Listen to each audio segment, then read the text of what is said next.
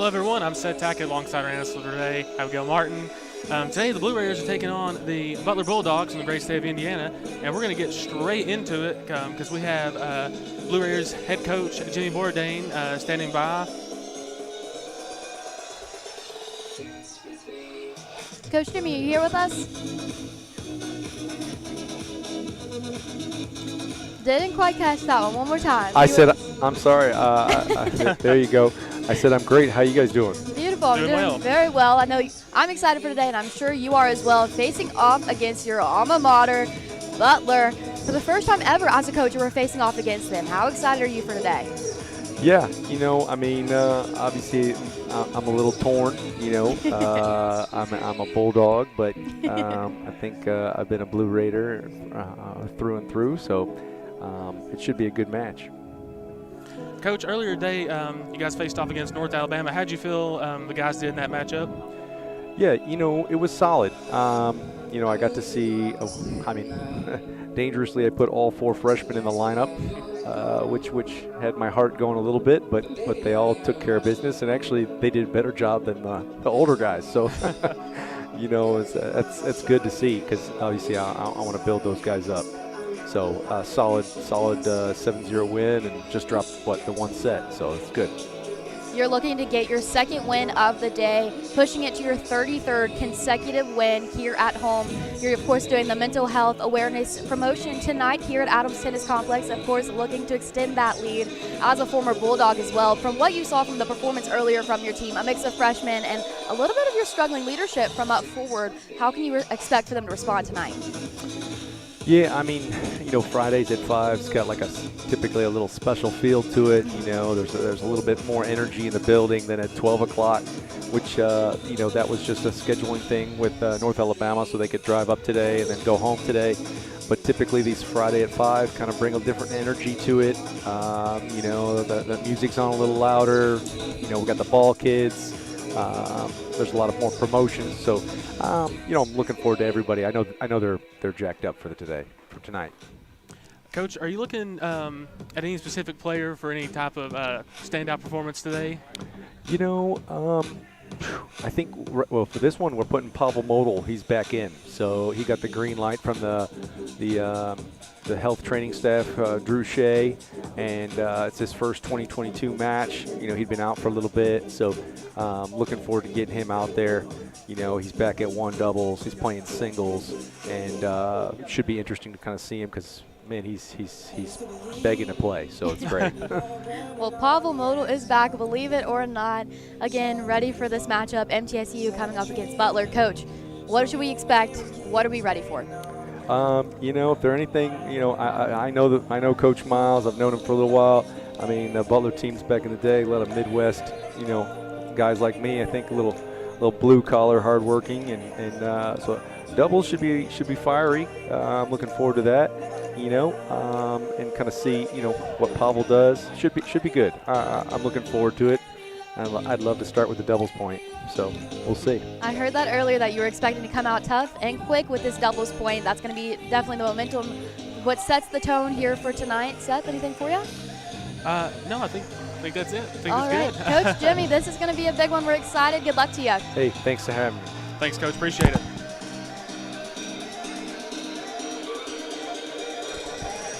So coming up, of course, we just spoke with Coach Jimmy Bourdain. Now we're going to flip sides, look at Butler, coming up with Coach Sam Miles getting ready right now. This will be interesting. Yeah, it should be interesting to see. I'm curious to see what he's got to say, especially because, Middle Tennessee's been so dominant at home.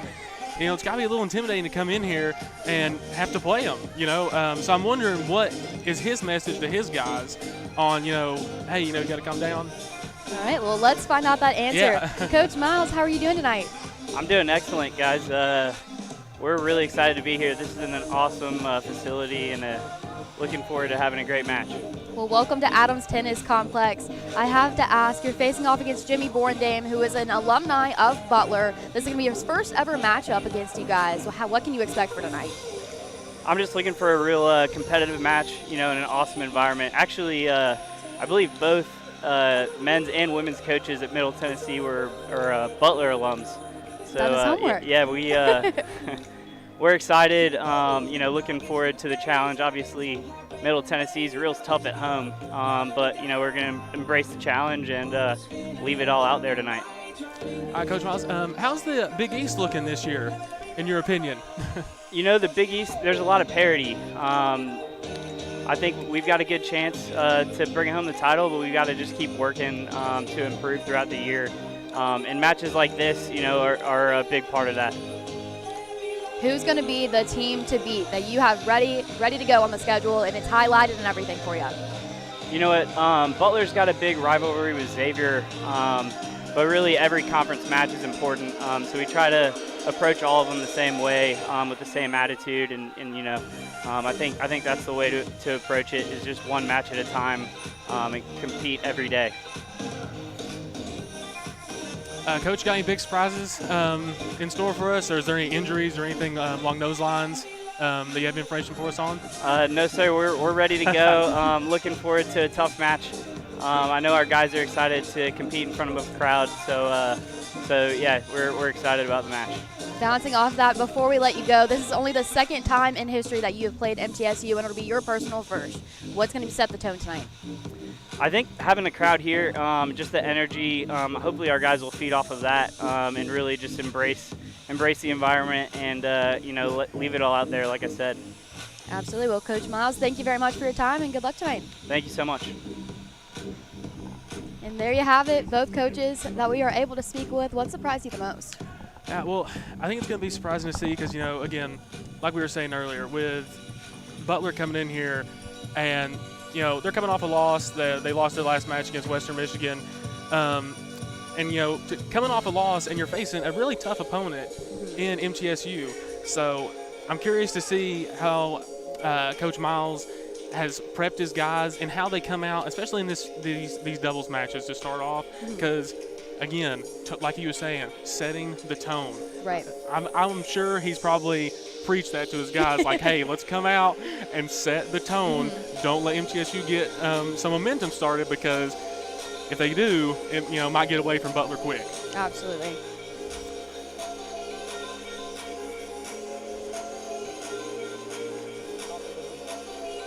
But one thing that I have to say, what stood out to me, Coach Borendame, Pavel Model is back. I love that he said he's been begging to get back into the lineup, and finally he's got it. Senior from the Czech Republic.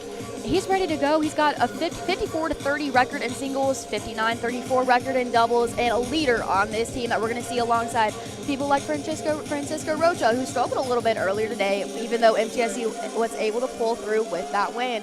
I think that's going to be huge for the communication in the locker room, and like you said, it'll help set the tone for tonight's game. Oh, yeah, for sure. I mean, I think anytime, too, you can get someone back in the lineup that's usually there to begin with, that's just going to make everyone else probably feel a little more comfortable, because, it's, things are going to go how it should. Right.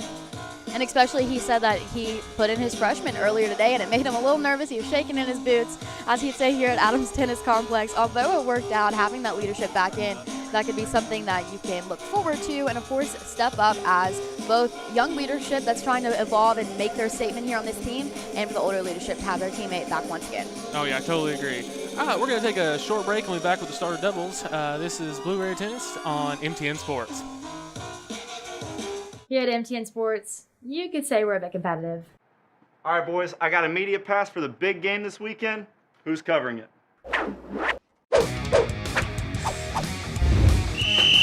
6 feet apart. Fight! 1, 2, 3, 4. Let me guess. Who's shooting this weekend? The funny thing is, I've got 2. Oh! I'm going to that game.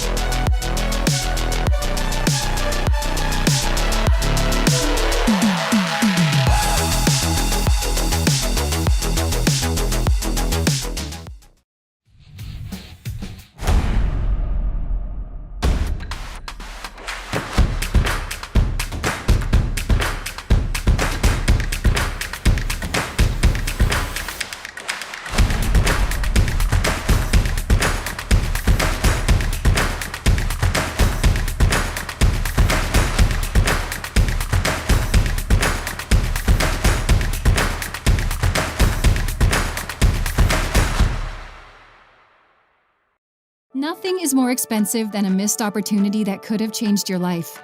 Maybe you're just graduating high school, or are working and need to earn a degree to advance your career. Or you aspire to be a leader, and a graduate degree can make that happen. Whether you're just starting out or retooling for the future, Middle Tennessee State University can help you get there. MTSU, the University of Opportunities.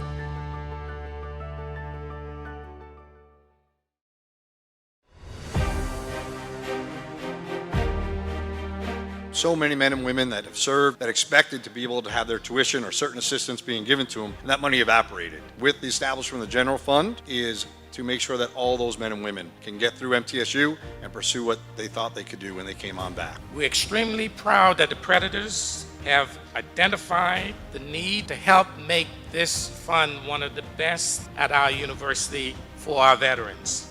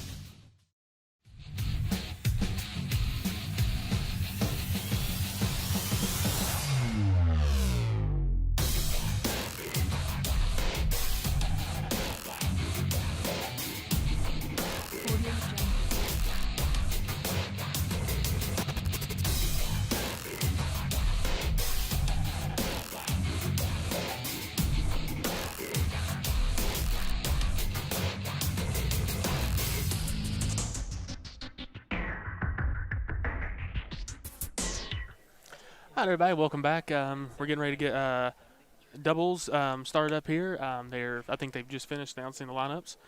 For MTSU, we've got Pavel Model and Stein's Slump there on first court. Then we got Francisco Rocha and Chris Edge on court number 2. Or no, excuse me, correction. Rocha is correct. Oscar Polson is on court 2 with him. My apologies for that.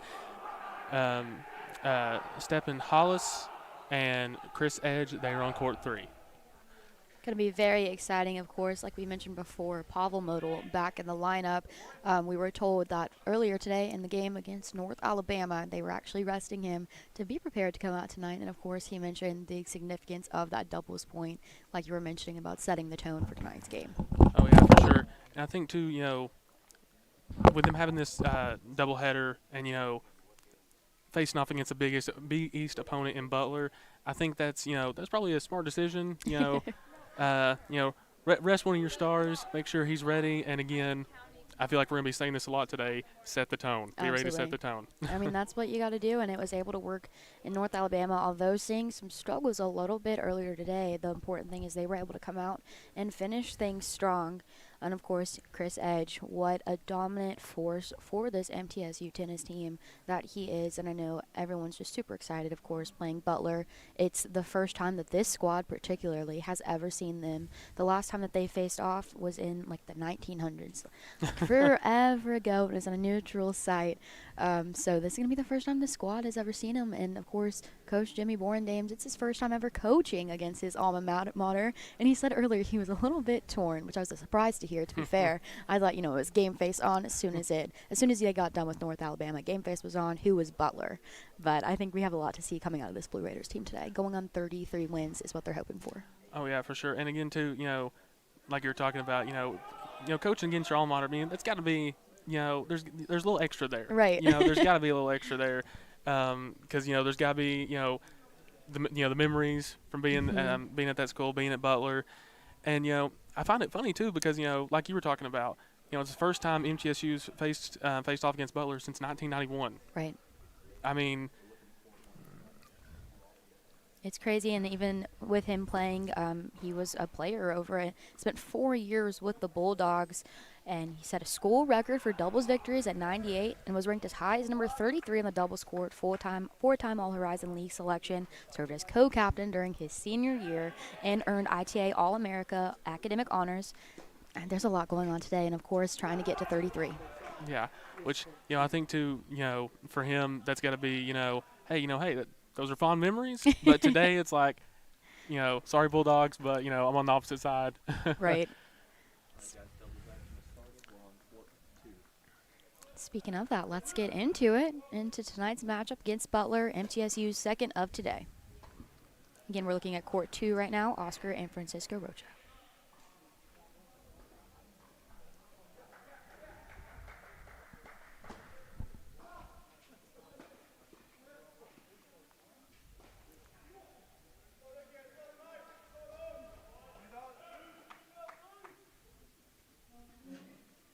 One thing that we're going to see on this court, Francisco, he wears his emotions on his sleeves, I guess I should say. So, going to be very exciting. If you watch him in particularly, and you can kind of get an aspect of where this match in particular is going to go. Yeah, and like you're talking about too, showing the emotion, doesn't leave a lot to the imagination. You can tell how he's feeling, and sometimes, for players, that's strength. Other times it could be a weakness. I think it's a strength for him, though.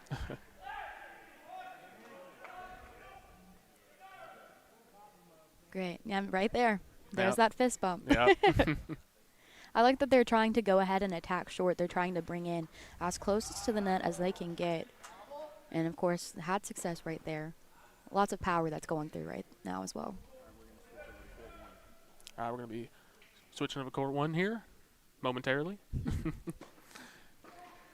And again, the return, Pavel Model. This is going to be huge for this lineup. And excited. Excited to see Pavel back, especially after him being rested earlier.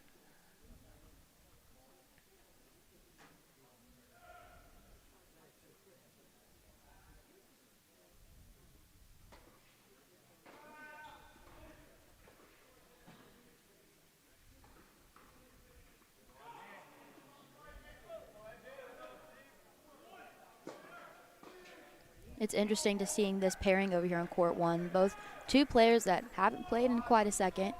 One a little bit more than the other, sitting out for the last game to rest. But yeah, and you got to wonder too. Is there any? They got to work back into it, or they're gonna start off strong here. right, and especially with the pressure of court one.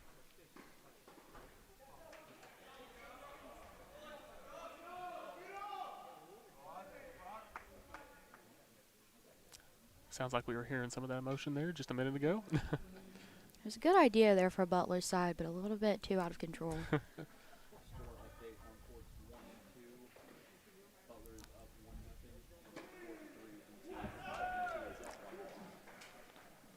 Okay, we got a score update on court 3. MTSU up 1-0 at the moment.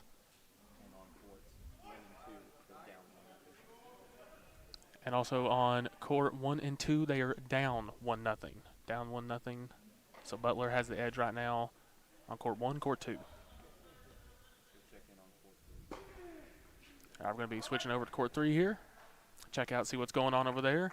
See how Chris and Stepan are doing.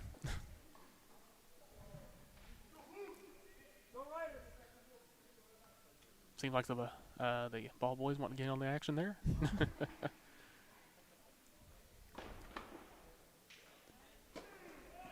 I'm glad you mentioned the ball boys. I think it's so encouraging and really inspirational in the way that how Coach Jimmy has been able to bring the community into MTSU tennis and really provided an opportunity. He's done many camps with kids that are interested in getting to know tennis, and of course having this experience is just so memorable for them.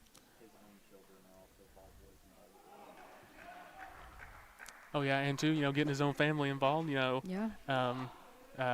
His kids being ball boys and ball girls. So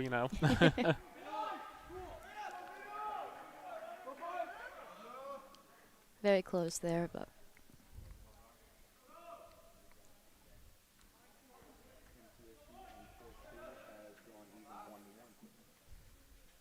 over on court 2, MTSU has drawn even 1-1. So having a little bit of comeback. Stay tuned. Yeah, Coach Jimmy over there seems like he's getting into it early. Getting into it early. It didn't take long. It's been what, maybe 5 minutes? Yeah, and again, against Butler. Right. So I definitely think, there's a chance for some more animation today. There's a lot riding onto this one, and I mean, they're showing a lot of strength that we're seeing right here on court 3 with Chris and Hollis as well.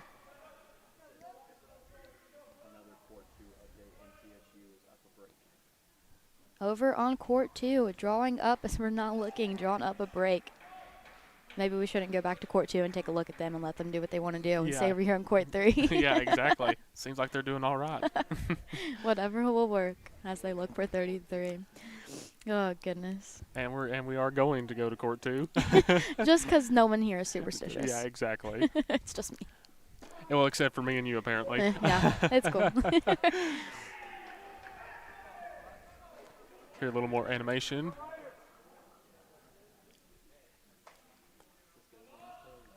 Oh, goodness. Ooh. That didn't seem to have phased Oscar. Okay, there's a little swipe of the shoe, so. Yeah, but I'd say it's kind of like a laugh, like, that that could have been bad, but I'm good. I'm good. Everything's fine.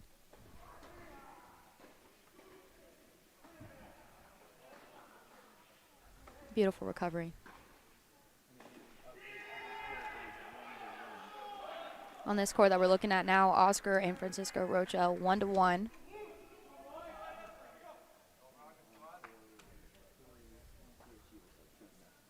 All right, court 3 update. MTSU up 2-0 over there. So court 3 off to a strong start.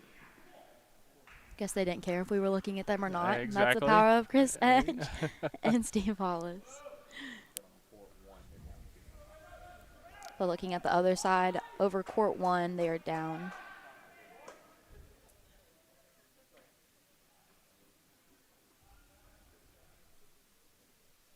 You can already see how MTSU here on this court in particular, how much more animated that they are. There's a lot more movement. and especially going through with the footwork. They look like Yeah. they're jittery, but in a good way. Yeah, well, I was going to say they seem incredibly loose. Right. They seem like, hey. That's a good way to put it. Yeah, let's say they're just, hey, they're ready to go.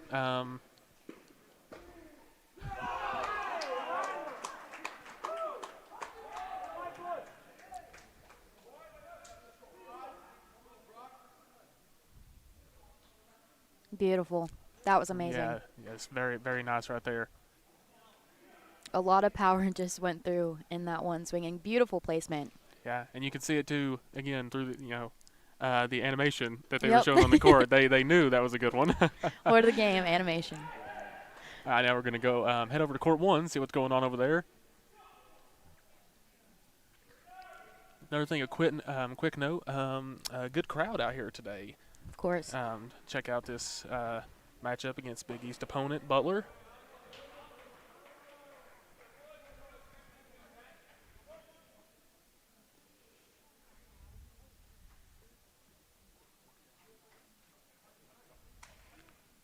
Ugh. Yeah, a little short right there.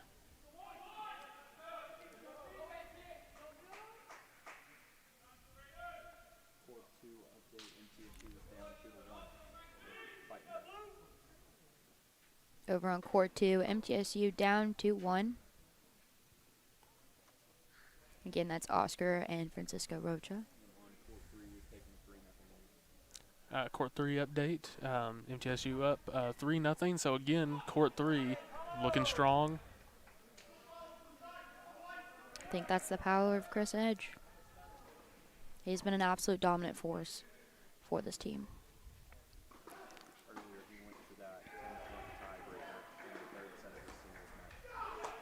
Earlier going to the 10-point tiebreaker. You know he's tired. That was just a few hours ago facing off against North Alabama, of course, in MTSU's victory. Yeah, but again, too, I think one thing that could probably help with that is because I don't think it's a big stretch to say that Butler is the strongest opponent that MTSU has faced off against so far this season. So I'm sure that's a good, that's a good rallying cry for Coach Timmy to tell his guys, like, hey, look, these guys are coming ready to play. Mm-hmm. So, hey, I know you might be tired, but, Suck it up. yeah, be ready. Be You ready. just so much be ready to go. MTSU, speaking of that, in the last 3 home games that they've had, complete sweep. Yeah, and again, like we were talking about earlier, with the big home winning streak, and it's not direct hit right there. We're looking at court 3 right now. Court 3. I'm sure that did not feel entirely too nice. You don't think that the balls are moving that fast, but there was one time last season I almost got knocked with the ball and I thought I was gonna have a bruise. It's crazy. Yeah, well, and you got to think too. Like you think about a tennis ball, like if you're getting hit, and it's like if me and you were, hitting back and forth, it's probably not that big a deal. But these are D1 athletes. These are guys that know what they're doing, and when they hit, they hit with authority. Right. So.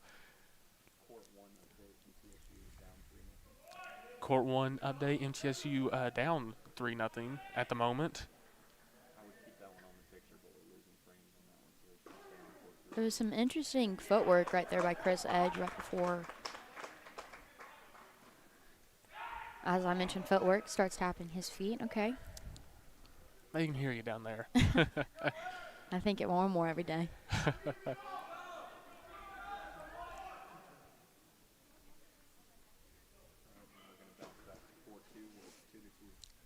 We're going to bounce back to court 2 real quick where we're tied up 2-2.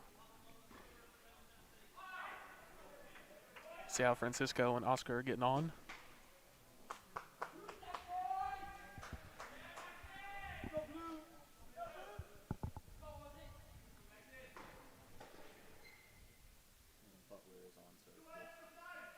You got Butler on serve here. It's going to be important for MTSU to be able to rally back and manage the points whenever they were not in complete control of the ball and what's going on.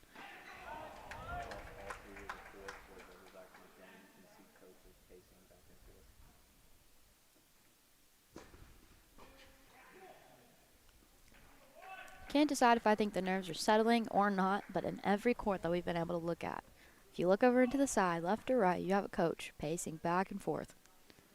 Yeah, I mean, I would say too, for both these coaches, there's probably the nerves of the fact that, they know they're going up against a strong opponent, and I do think that puts a little extra edge on for them, because they're strategizing, they're trying to think, they're trying to think 2 or 3 steps ahead, going through those scenarios. Court 3 seeing nothing but success for now, up 4-0. And of course, Butler's facing off with this team. Amazing leadership in Coach Borendam.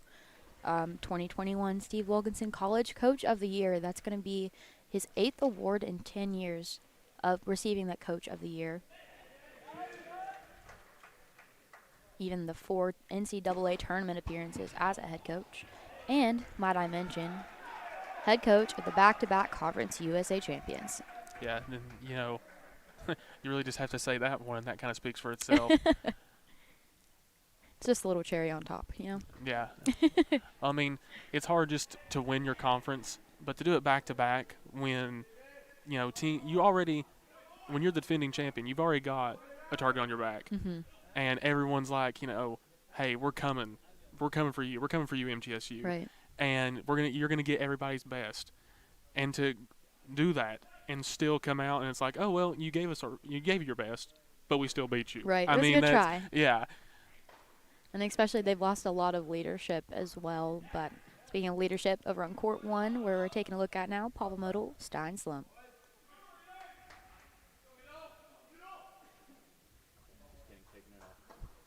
No, but going back to the championships, of course, that's something where you're looking at either as a fan or as an athlete. You've got their name circled. You have MTSU circled. You're like, okay, this is what we're preparing for. This is what you have your eyes on all season, of course, until you hopefully want to look at them in the Conference USA Championship. But be able to do it, A, back-to-back, but also B, during the circumstances, during this crazy time of a pandemic. They've got the rings. MTSU on the board for the first time. 1-3. Over on Court 1.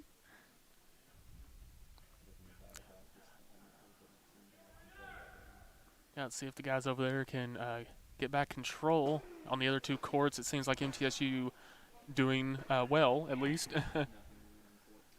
Yeah, really. I mean, over on Court 3, there's a 5-0 lead.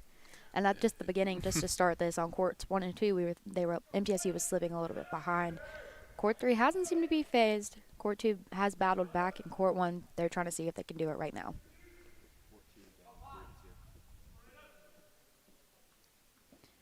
Speaking of Court 2, down 3-2 currently. Yeah, I think we got to get back to what Coach was talking about earlier, wanting to set the tone.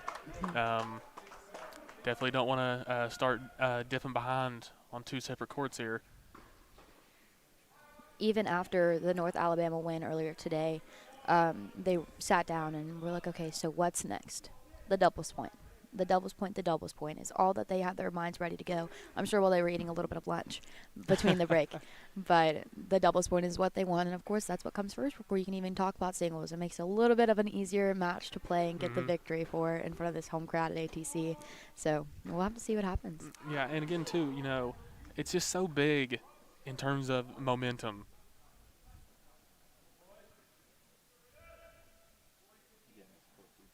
Looking at Court 2 right now.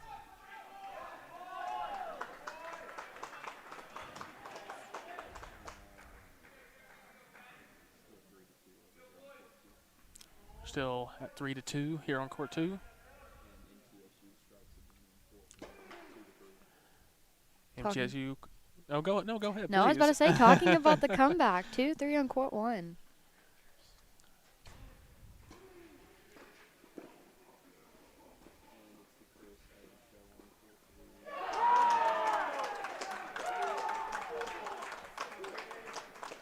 Yeah, you were talking about earlier, Chris Edge. Such a strong performer, and it seems like he's got everything wrapped up there on Court 3. And that was a beautiful volley that we're able to watch right in front of us as well. But yeah, Chris Edge, I know I've said it, but a beautiful leader for this team. He has it on and off the court, and what a great guy to look up to as a freshman. Of course, Coach Jimmy said before the game, I put in 4 of my freshmen. I was shaking in my boots, so that's definitely someone that you want to see perform and hold to that standard that he's able to meet and exceed every single time he steps out on the court, it seems like. Yeah, and you gotta think that coach was happy to see his freshmen perform well. Because I mean, even said in the pregame interview, that they did better, than the older guys, the guys that have been around for a while. Yep. So, and that's gonna make him feel good because I'm sure at some point down the road in this season, there's gonna be a moment where the freshmen have to step up. Yeah. So it must be good for him, to see early in the season, like, hey, here I'm putting them out there, and they performed. Like they're, it's like the team didn't skip a beat. Right. So he's got to enjoy that. Yeah. And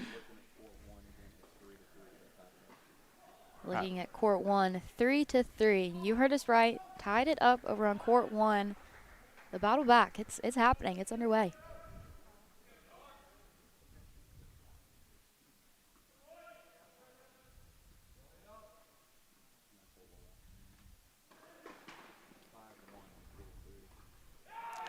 (5-1) over on court 3, and again we're looking at court 1 as well. I like the idea that he had just right there trying to switch a little bit of the movement of where the ball was coming from, although it didn't quite work in the favor that they were hoping for, but it was a good idea to get things, hopefully, to keep back on the comeback as well. Yeah, well, when you get put in a difficult position too, hey, you got to try something. Something new. And we'll try again here. 3-3 on court 2.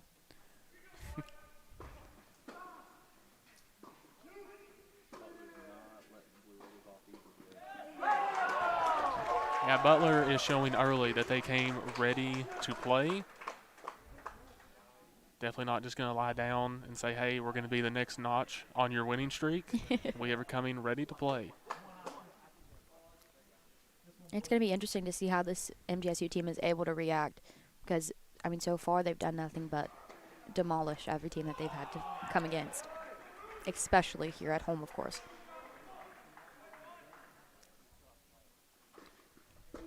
Yeah.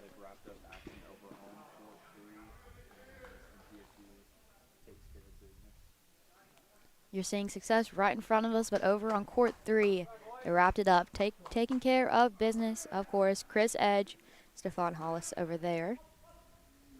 Wrapping up on theirs again on court 3. Yeah, and they seem to be in control for that entire.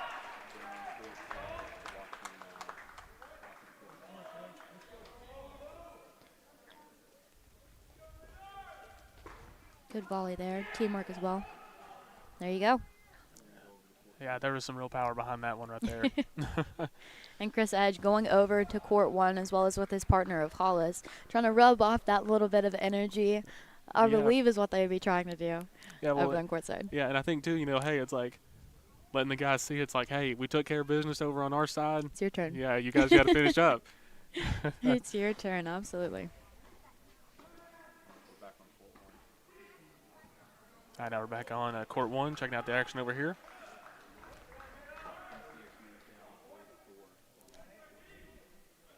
Over on court 2, MTSU down 3-4. Well, I've got a little bit of a second. If you look down at the MTSU team's shoelaces, they are all green today. That is for Mental Health Awareness Night. There's even some MTSU green bracelets that they're handing out to all the fans that are here, as well as a free T-shirt as well.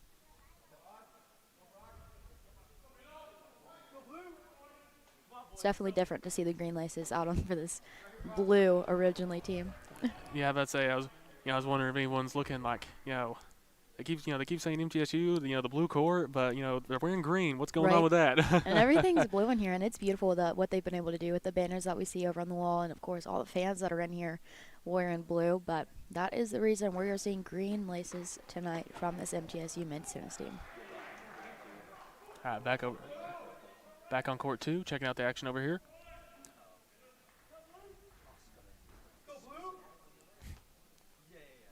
And you see the excitement from Francisco Roca, who had the serve right there as well.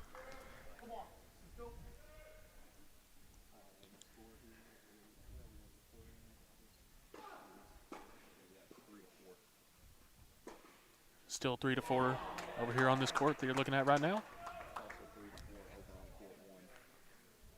It's also 3-4 on court 1 as well. And Butler has the lead in both instances. 3-4, both courts right now.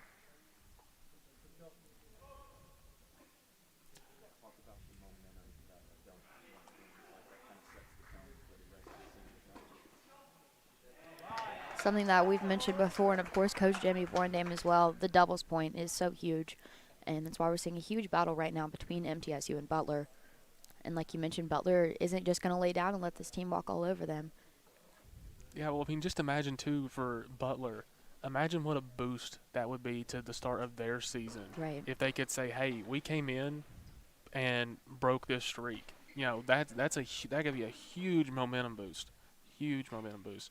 And I think MTSU, I think they're fully aware of that. I think they're fully aware of teams coming in here. I mean, they've probably been aware of that since, you know, the win streak got up in the double digits, and they've been able to take care of business. When you lose count. Yeah.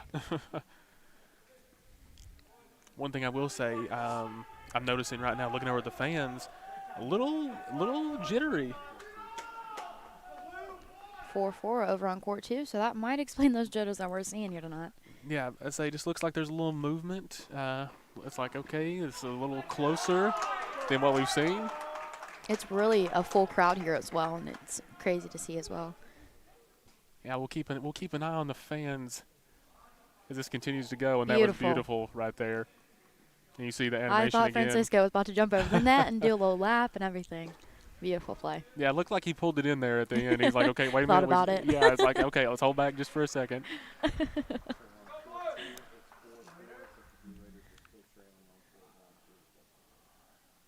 That'll make it 4-4 here over on court 1, 3-4, trailing.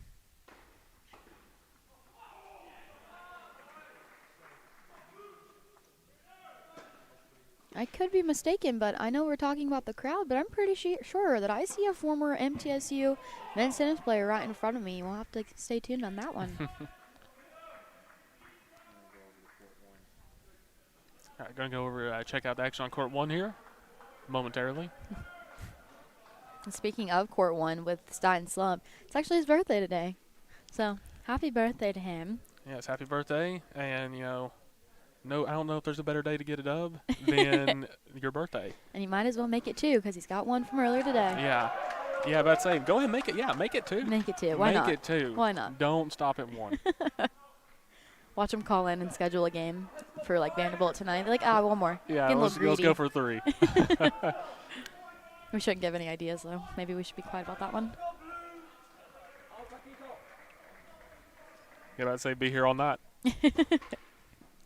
All around, this team is very well decorated in awards, though, and even going from Coach Borendam, as we've mentioned. So a lot of talent that is here that we were able to watch against Butler.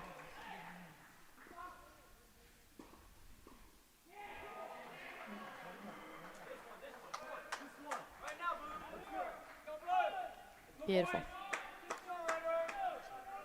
And here might be that momentum push that everyone is looking for the Blue Raiders. Yeah, you can hear it from the fans too. Fans trying to, you know, hey, let them know, hey, we're here, we're supporting you. It's huge. If you're able to get the point here in doubles, it makes singles play a lot easier and a little bit less stressful. Yeah, and again too, on the flip side of that, for Butler, you're thinking you come in here, you get the doubles point, and it's like, hey, let's try to get MTSU on their heels a little bit. Absolutely.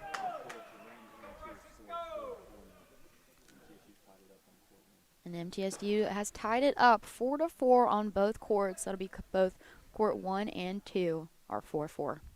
Yeah, starting off with some excitement here in the doubles matchups. And again, at the beginning, MTSU of this matchup, they were trailing and they're having to fight back 4-4.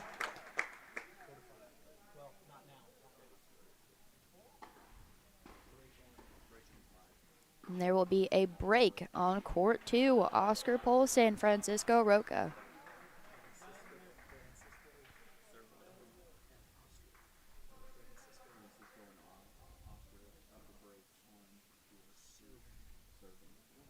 Francisco and Oscar up a break over on court 2. And they are going to be serving for that doubles point that we have spoken oh so highly of. And you can see over on the top right of your screen, players are over and they're ready to see what's going to happen. You can hear the crowd into this one.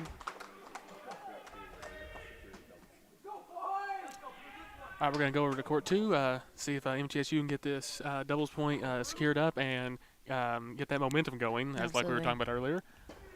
Oscar and Francisco, both animated players that are ready to go. They were trailing, able to come back.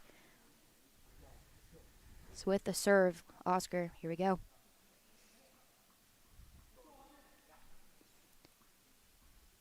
Close one there from the beginning, Francisco. I'm sure that was a breath of fresh air. Okay. I love watching the communication between these two. Yeah, about to say, you can see the strategizing going on.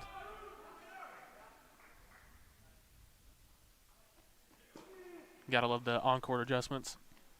I'm hoping that what they're able to do is put pressure more, having the net front presence, if you will, actually exploit the power that you have.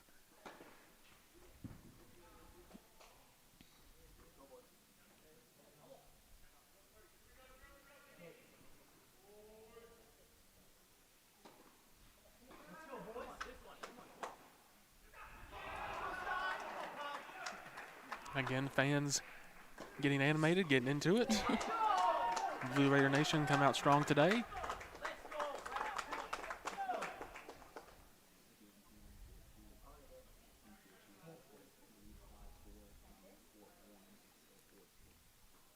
MTSU 5-4 over right here on court 2, 4-4 over on court 1. And now you see Coach Jimmy walking across the court as they are looking to secure the doubles point and get the first one of today.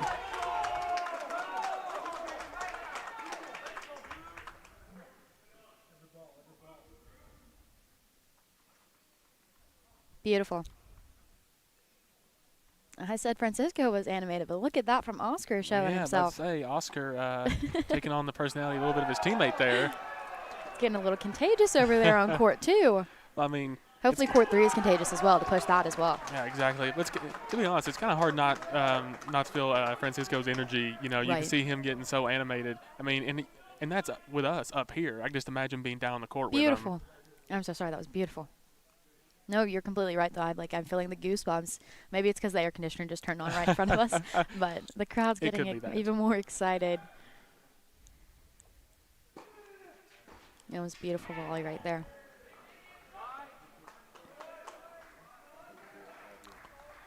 Here we go. This could be wrapping up the doubles point.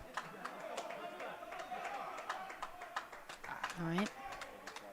About to say just short right there.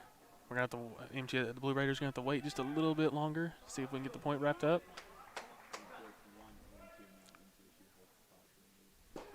MTSU holding the 5-4 lead on both courts 1 and 2. Again, looking at court 2 right now with Oscar and Francisco. Oscar is going to be with the serve right now.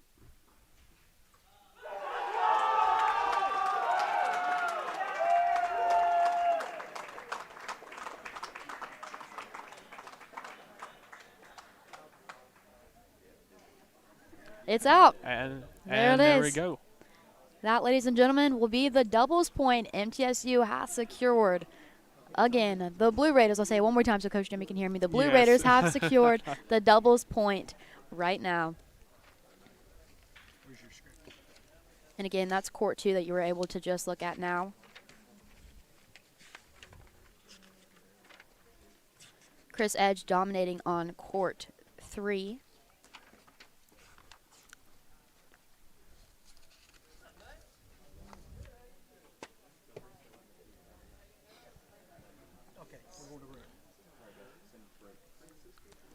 That's the end of doubles play. MTSU takes double point winning on courts 2 and 5. 2 and 5, sorry. I'm having trouble reading the handwriting there. Apologies for that. And we're going to take another short break, and when we return, we'll be going back to singles action. So make sure to stay around. You're watching Blue Raider Tennis on CUSA.TV. Stick around.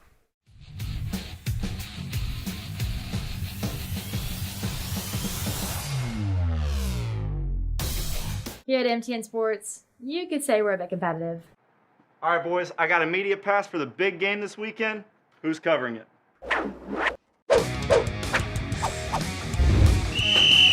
6 feet apart. Fight! 1, 2, 3, 4, out of play, no more. Let me guess. Who's shooting this weekend? The funny thing is, I've got 2. I'm going to that game.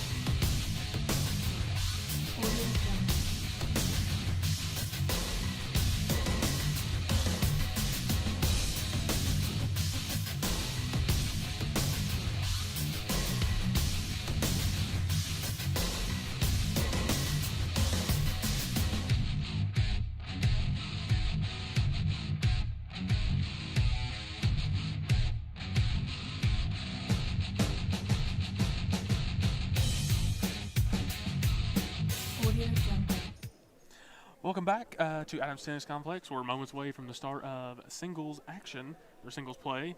Let's get you the court assignments. On court 1, we got Stein Slump. On court 2, we got Francisco Rocha.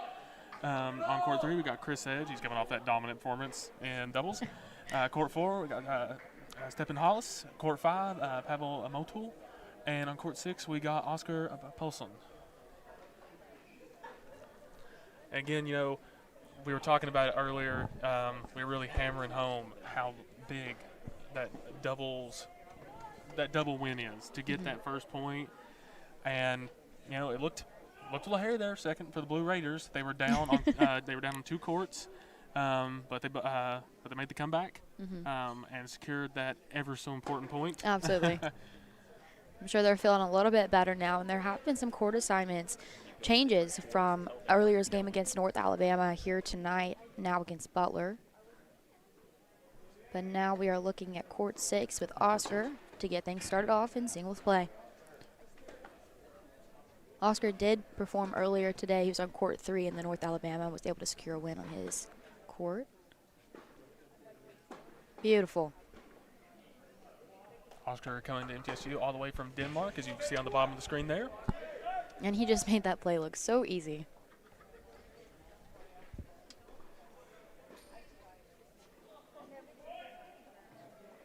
And again, he actually won player of the game against North Alabama and swept his matches today.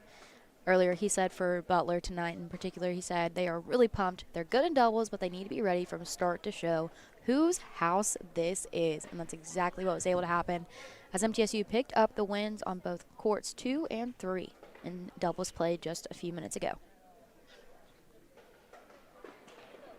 And up 1-0 is Oscar right here on court 6. Yep, getting up 1-0 before you could even finish talking about him. Just has to add to the list. Mm-hmm.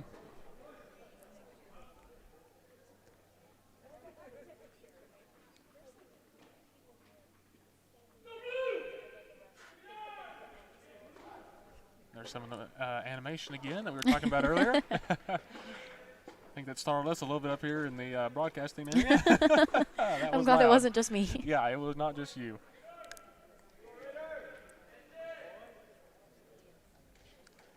Again, too, talking about the fans earlier, as everyone starts to spread out a little bit, as singles play gets underway, even more apparent now how much people have turned out to check out this matchup between the Blue Raiders and the Bulldogs.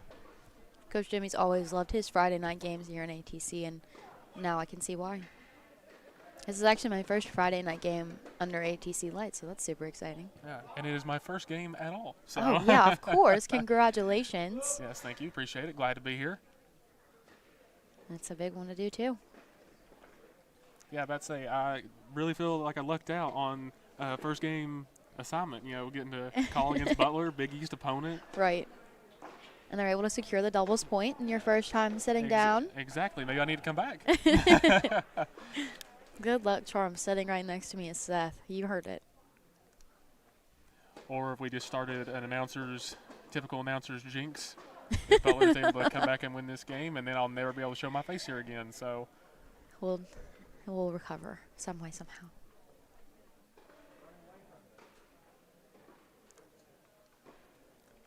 I'm sorry, go ahead.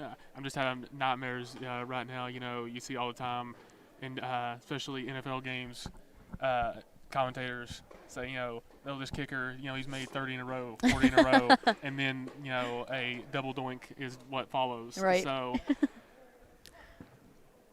there is a lot of storylines going through with this game. Of course, Coach Jimmy, here, the record here at ATC, a lot of decorated players, back-to-back Conference USA champions. Yeah, and if you look at it from Butler's side as well, Butler coming off last year, they started off really slow last year, got hot there at the end, and then they ended up losing in the semifinal of the Big East tournament. So, they're looking – this season they're looking to get – I'm sure they're looking to get off to a strong start and not have to rally back there at the end of the year. But we'll see how that goes because, again, they did lose their earlier or their first match in the season. They were defeated by Western Michigan. And even adding to that, earlier, again, of course, the win with North Alabama. But if they were able to win here tonight against Butler, it moves head coach Jimmy Borndam to 193, 194 career wins, and that's going to be just shy of the 200 career, and he'd become the second men's tennis coach in MTSU history to reach the milestone. Yeah, and again, going back to the winning streak, that's a big part of this just continuous acceleration. The wins just keep stacking up for Coach Jimmy.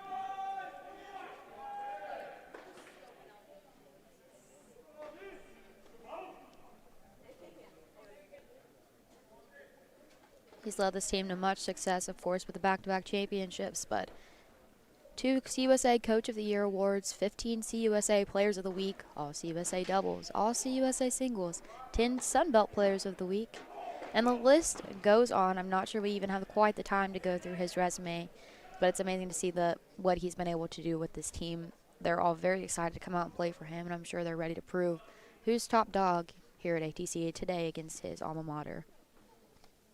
Oh, yeah, and you got to think, too, for the players, you know, they got to have a little extra motivation today beyond, you know, going up against a tough opponent in Butler, but also going against your coach's alma mater. You got to know, too, like I'm sure Coach Jimmy didn't have to provide that extra motivation.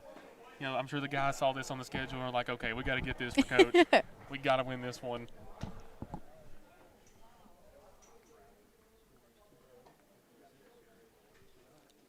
And Oscar just goes up 2-0 over on court 6. Pavel Modal on court 5.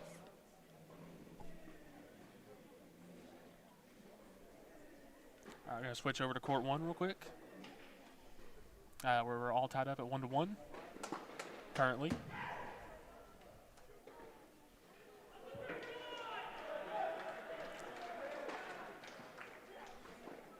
See how Stein is faring over here. And we will try that one again.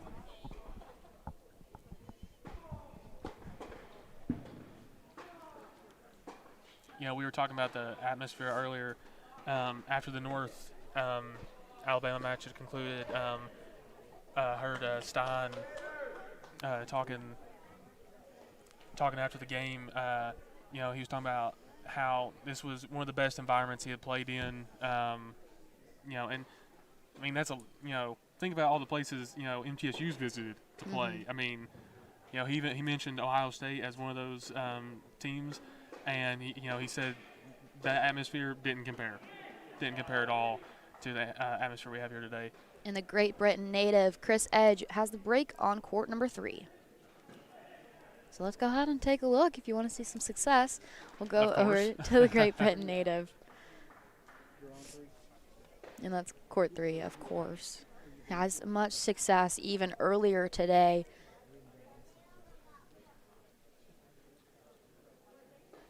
Score is 2-0 on 3.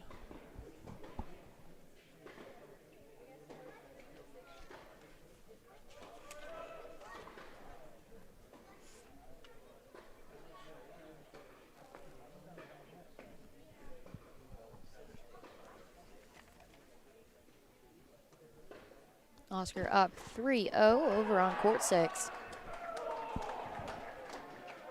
Pavel Modal up 2-1 over on court 5.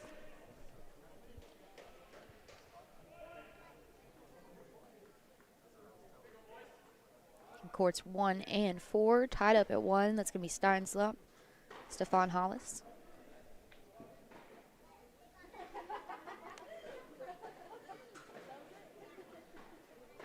Francisco Roca looking to make a comeback from earlier today, up 1-0 over on court 2.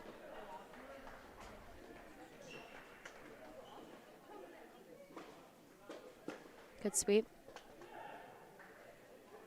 I was setting up on that one. Yeah, really no chance there for the Butler player. Chris not even bothered. He's like, yeah, it happened. Yeah, well, I mean, I think you could just even see as he was lining that shot up, his opponent was not too keen on facing down what was about to head his way.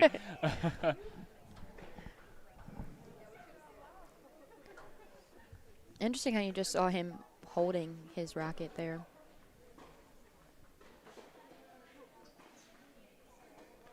It's going to be sad to see Chris Edge go as a grad student, I have to say. Yeah, especially too, with him bringing the heat from Great Britain, as we've seen so far today. Right. Definitely very well decorated. Just went up 3-0. He's a 2021 Outstanding Doubles Team of Championship, and that's going to be with alumni Tom Moonen of last year, 2021 and 2020 All-USA First Team Singles, and 2020 Conference USA Co-Player of the Year. Yeah, we're going to switch over to court 4, see the action going on over there.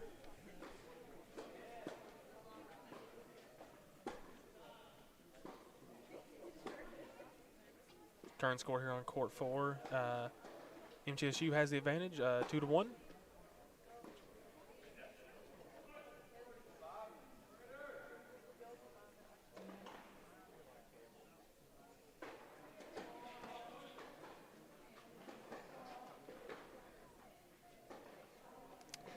See if Stephen Hollis can keep the momentum going here.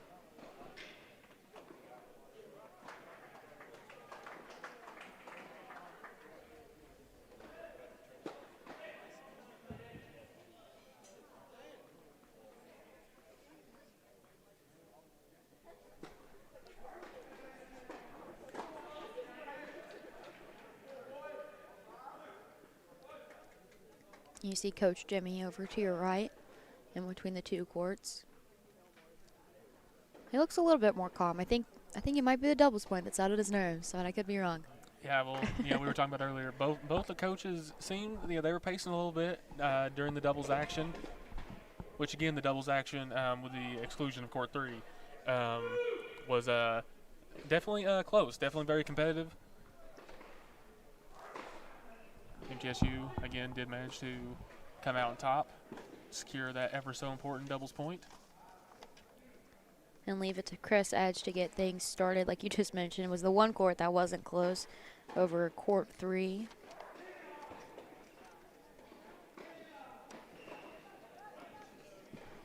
Oscar up 3-0 on court 6.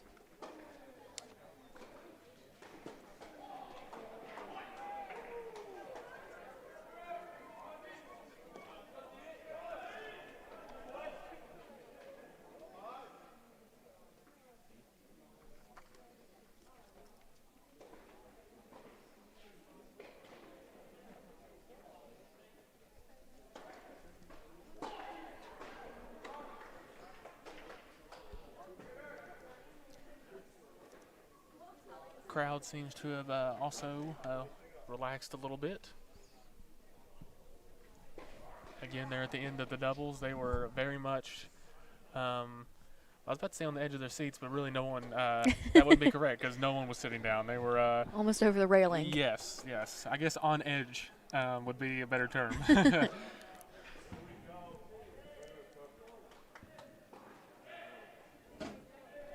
Court 5 just tied it up 2-2, and that'll be Pavel Modal making his return today.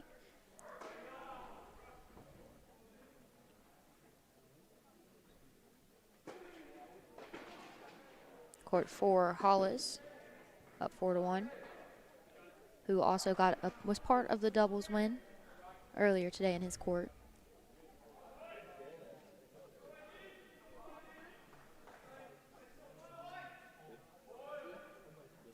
We got a Butler player tying his shoes.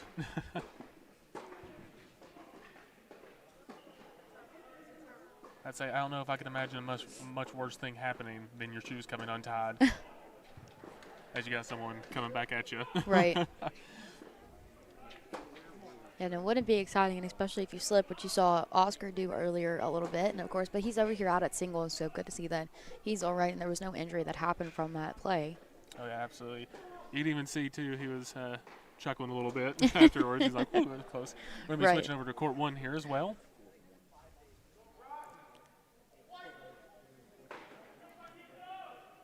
Court 1, the only one we're trailing on at the moment.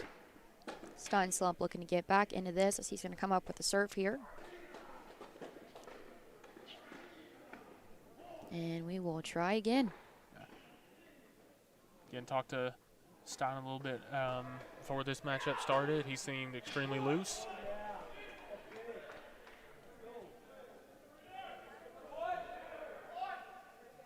Oh, Butler player, you see there, wagging his finger, no, no, no. Wonder how Stein feels about that.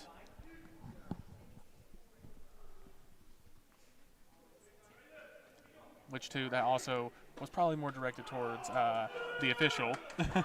You would think. As well. And there's that animation again from the fans. Again, though, great to see the good turnout here today. Of course. And Stein has just tied it up 2-2 here on court 1.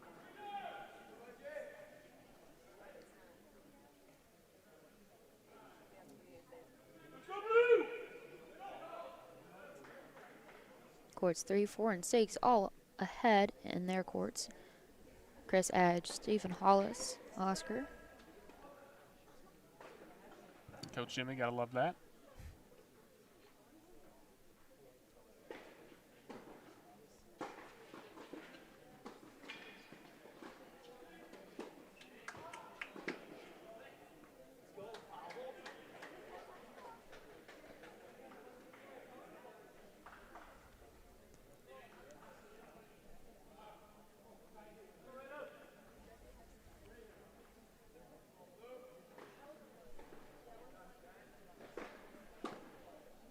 Seemed like there's some confusion there from the Butler player.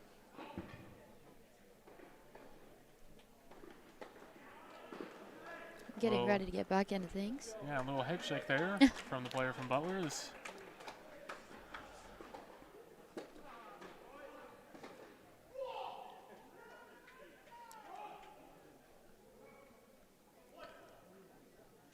We will keep an eye on that as this matchup progresses.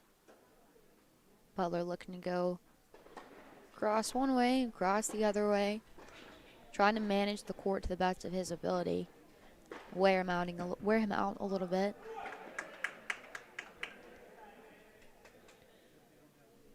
Well, you wonder too with Butler if the players, if they, since MTSU did manage to get the doubles win and get that doubles point, you wonder the players of Butler if they're thinking, maybe trying to do a little too much, trying to think, hey, I gotta get out ahead, and maybe overstretch themselves a little bit when it may not be necessary. No, that's a beautiful point, but sometimes simplicity is what's going to win you your match in this case. But I understand the importance of thinking that you want to take a risk, but it's more important of what's going to be the payoff for that end result that you're hoping for, and especially coming off losing that doubles point for Butler. They've got a lot to strive for, and they have a few points that they need to pick up on each court. Yeah, exactly.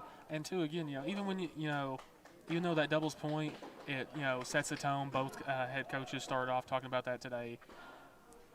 That's still that's not the game. That's not the whole match. Right. There's still a whole lot to play for. So, again, with Butler, you just gotta stay the course. I think. No, you're right, and I think Coach Borendame, especially last season, I remember having this conversation with him.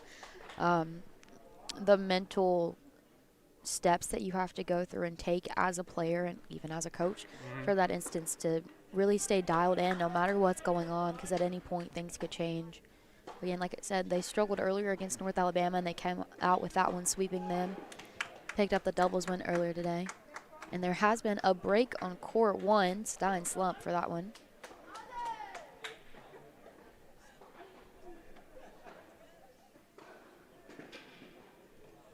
And we're going to go over to court 5 real quick. Check out the action going over there. And Butler has tied that up 3-3. Go over there and see how that matchup's going. And again, like we were just talking about,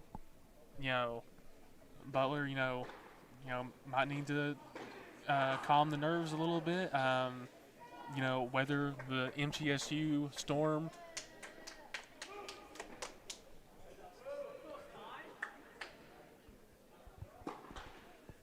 And we're looking at court 5. Just saw a beautiful play there, but this is the only court where MTSU trails.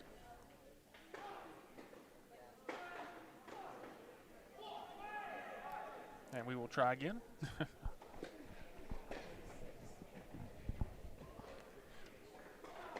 And we're going to switch over here to court 6 momentarily.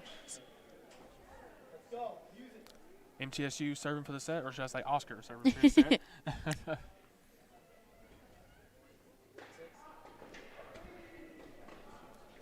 Again, court 6.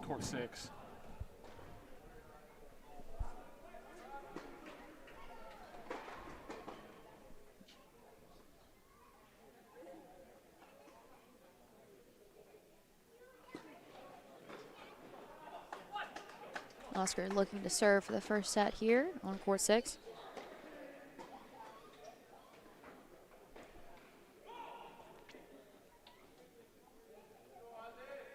Ball boy doing his job right there. Great athleticism on his part.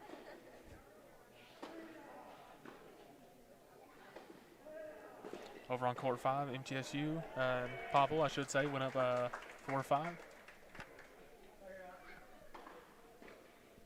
or 4-3, excuse me. Sorry about that. MTSU, and with that, MTSU's taking the lead on all courts.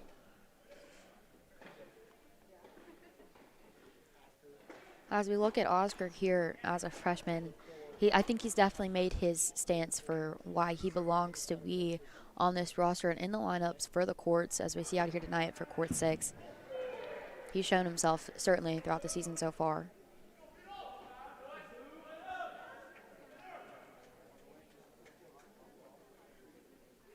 I think for, I'm sorry, go ahead. I was just going to say, again, absolutely. Especially, we talked earlier about, all the experience on this team. I'm sure there's got to be some extra pressure there, being out there as a freshman. You got all these upperclassmen, who've been here for a while. They've been doing their thing. And, he's had to show that, hey, I belong here. And, and right now, he's, not only do I belong here, I'm thriving. Right. That's how he's looking right now. As player of the game earlier in North Alabama and holding his own on Court 6 right now, and even in the doubles play earlier.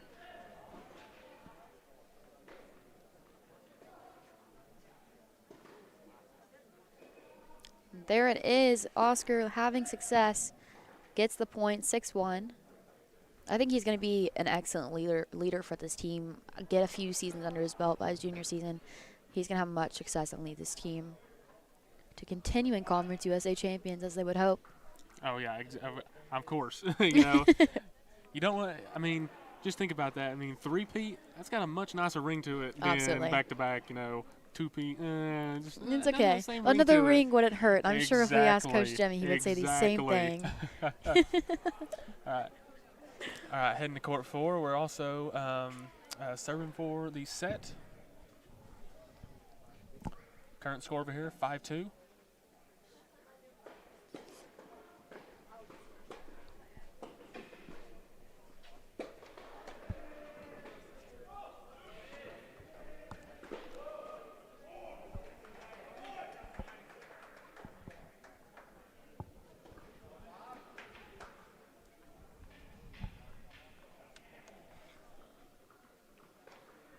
I feel like one thing we should mention too, it's really hard, through the broadcast to really get a feel for how hard, these serves are coming at these players. Again, we're talking about, D1 athletes here. These are some of the best of the best. Speaking of that beautiful play right there, redirection in just the right way. No, I think that's absolutely certain. Looking through the broadcast, it doesn't look as if the power is there, but I remember my first time I went down to the court. I think they were practicing, or it was post-game, and it was last season with Tom Moonen, and they were running around, and I was like, this is a lot of ground to cover, but how hard that the ball is going through you. It's a really quick reaction that you have to see, but we'll see what can happen here going for the set. 6-2, the victory here. You see Coach Borendame taking a minute for him. We're going to head over to Court 2, check out the action over there, and check in on Francisco, see how he's doing. I'm sorry. No, I was going to say, have we checked in on Francisco yet in his singles matchup? I think probably the first time we're checking in on him. I don't believe so, but it starts off with the fist bump when we roll on over, course. So I think that's good news. We apologize. We just were informed that Pavel was serving for the 7-5, so we're going over there.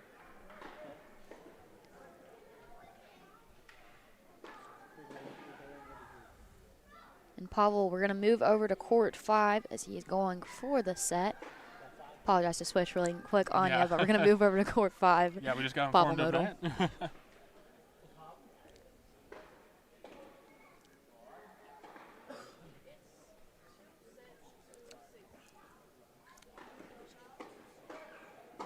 5-3, serving for the set right here.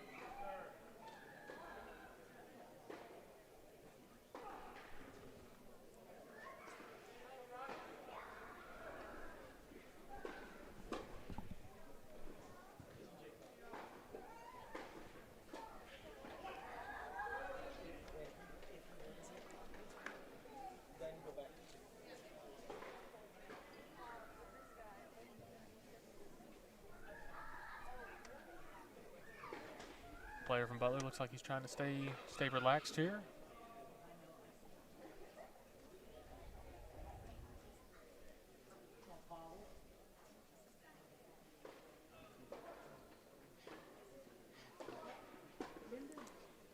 MTSU down over on court 1, 3-4. Steinslop trailing.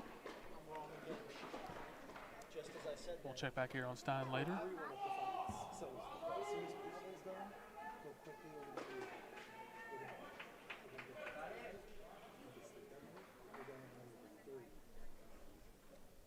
Good back and forth right there.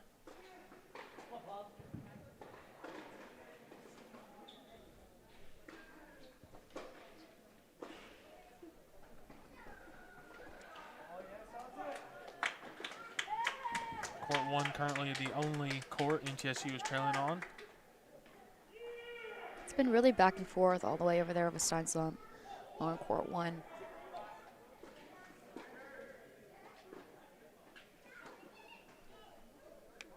Player from Butler there instantly pointing out.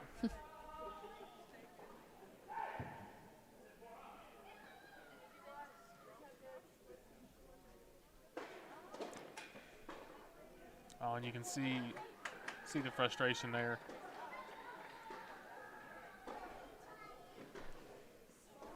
From Butler, that just barely stayed on the opposite side of the net.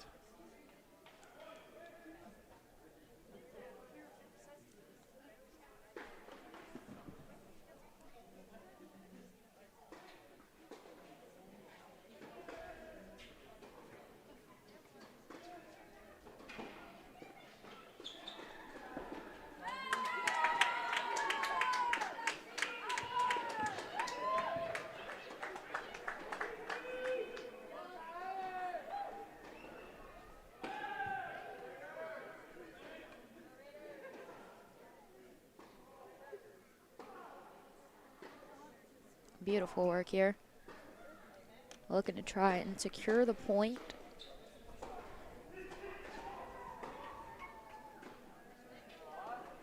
And over on court 3, Chris Edge does it again with his win. I feel like we've been saying that a lot today. I know it.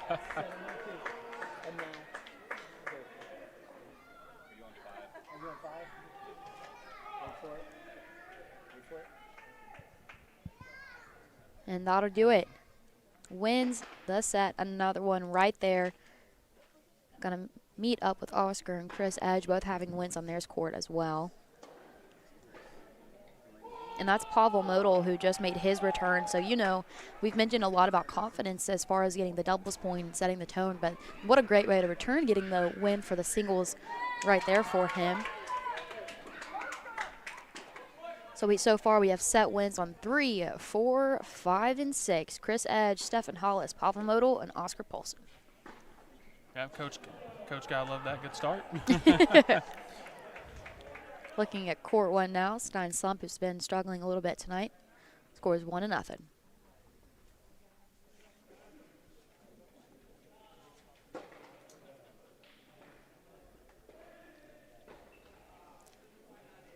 Score over here still 3-4.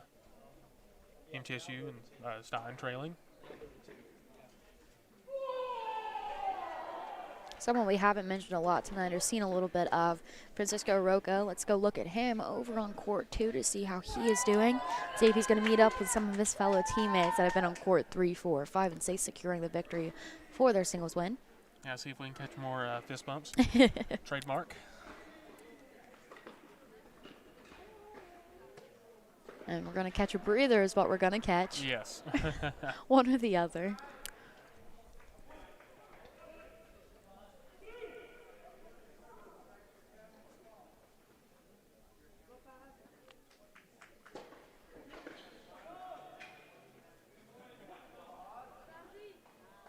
Court 6 and 4 already up 1-0. Stefan Hollis and Oscar.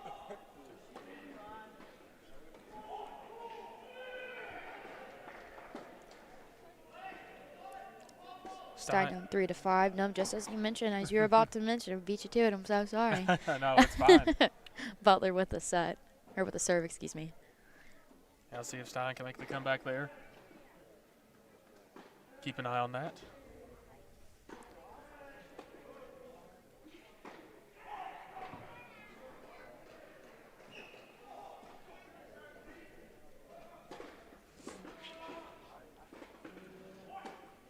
All right, and let's see how this one's going to go. Francisco's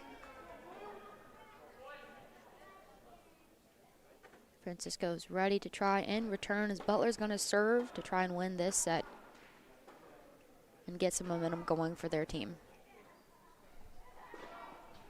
Yeah, we heard the coaches talk a lot in the pregame about momentum and, starting off strong.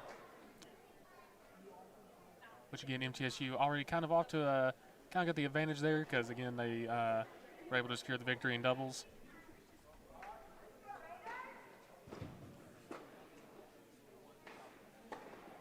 I don't think Francisco's too happy about that one. Yeah, definitely. I think that was those pats on the racket were frustration.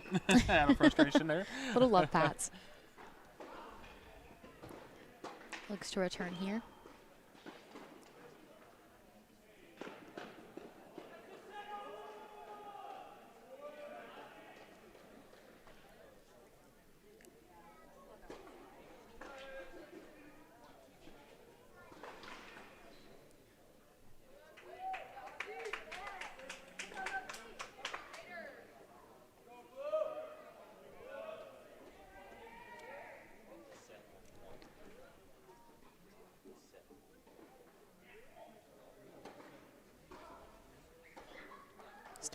Steinslump not able to do it. Dropped the set on court 1.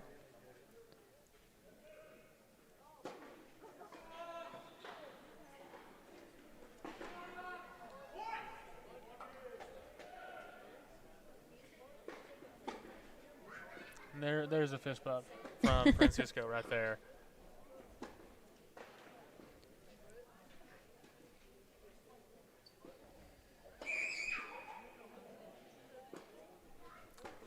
Francisco, well decorated 2021 Conference USA Player of the Year, also USA First Team in Singles, which becomes very important right now to remind ourselves of. CUSA All Academic Team and the MTSU President's Award winner, as well as a 3-time Conference USA Player of the Week.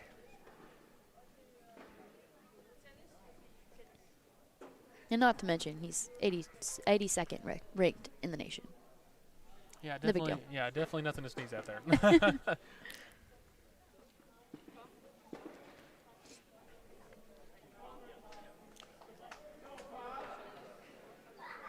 Over on court 4, up 2-0 at the moment. MTSU is.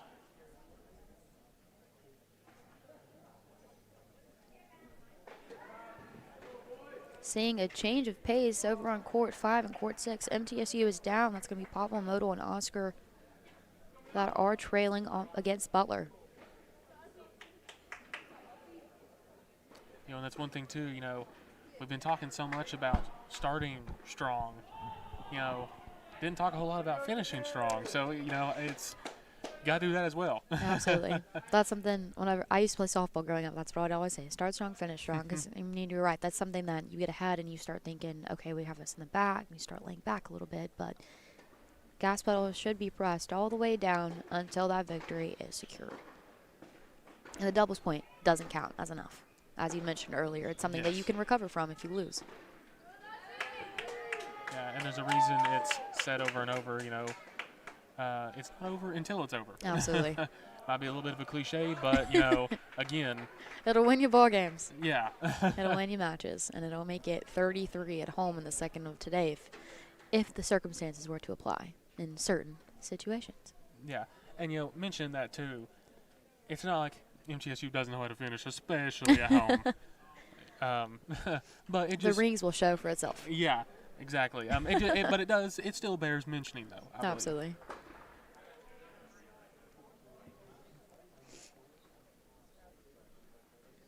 Everyone's wrapped up that first set. Of course, seeing wins from Oscar, Chris, Papamoto, and Hollis. But over on court 2, Francisco's the only one still playing for that first one to get that first set secured and put away to start the second round of play.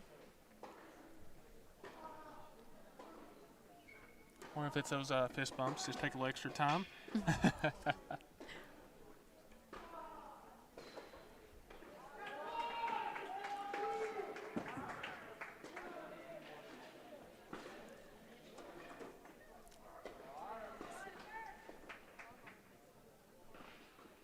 There it is.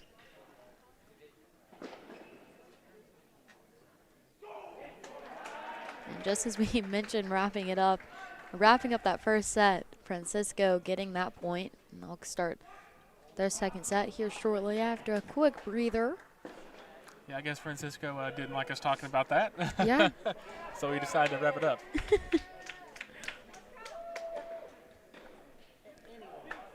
So that's going to be a singles win in the first set all across, except for on court one with Stein Slump. Was the only one that was not able to secure it there.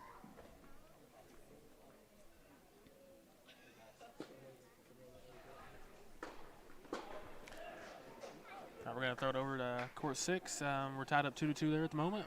See how Oscar's faring at the moment. See if the success will continue to roll on for the freshman. Yeah, no, again, we were talking about leadership, and I think Oscar's gonna have a great opportunity these next couple of years to really to step up and be a great vocal leader for the Blue Raiders. Yes. In the years to come.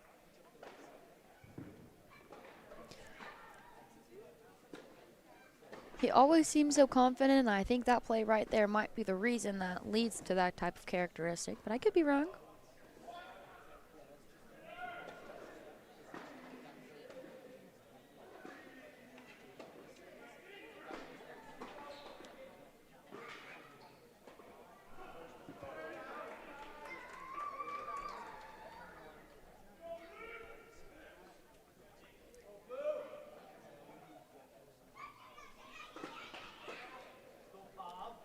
Stein up 1-0 in the second set over on court 1. So off to a good start over there. We'll see if he can even it up over there. Yeah, looking to bounce back to recover from that first set.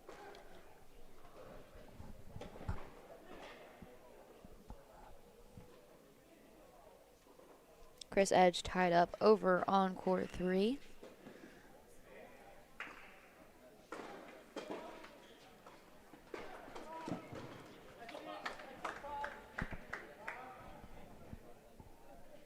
Pavel's also tied up 1-1 over on court 5.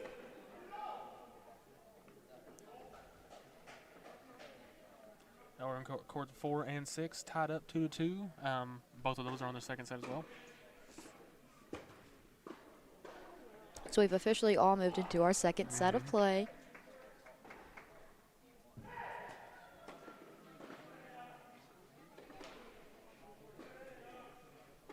And in a turn of events, Stein Slump, the only one leading while the remaining courts are tied up at the moment. Stein Slump losing that first set, and maybe it'll be what sparks a fire.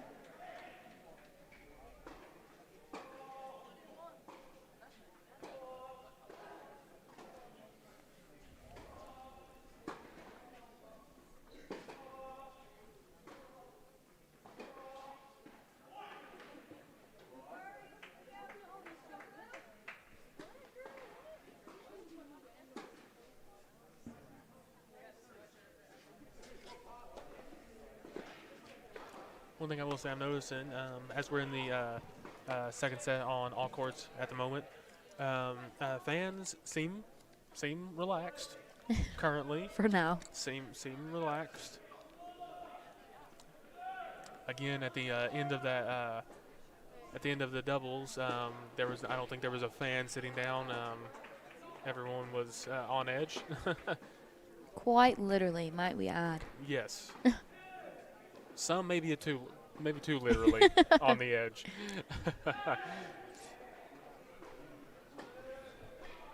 And court 1 just got tied up 1-1, so Butler ties it up over there.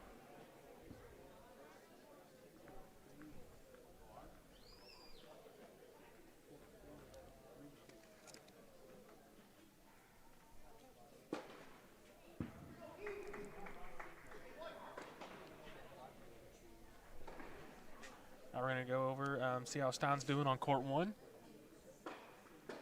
He's going to be serving right there. Sorry. Huh? The great minds think alike. Yes. Going to be going for the serve over there. And like we mentioned, dropping the first. Looking to make the comeback in this one. But now it's tied it up just like the rest of his teammates have during the set, allowing Butler to get back into this one.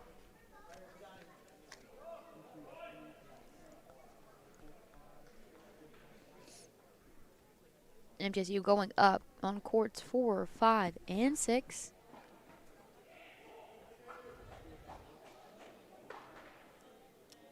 Chris Edge over on court 3, tied up. Which is kind of shocking, so we're going to have to definitely keep an eye on that one. Yeah, Chris Edge has been looking strong today. Let's just say that.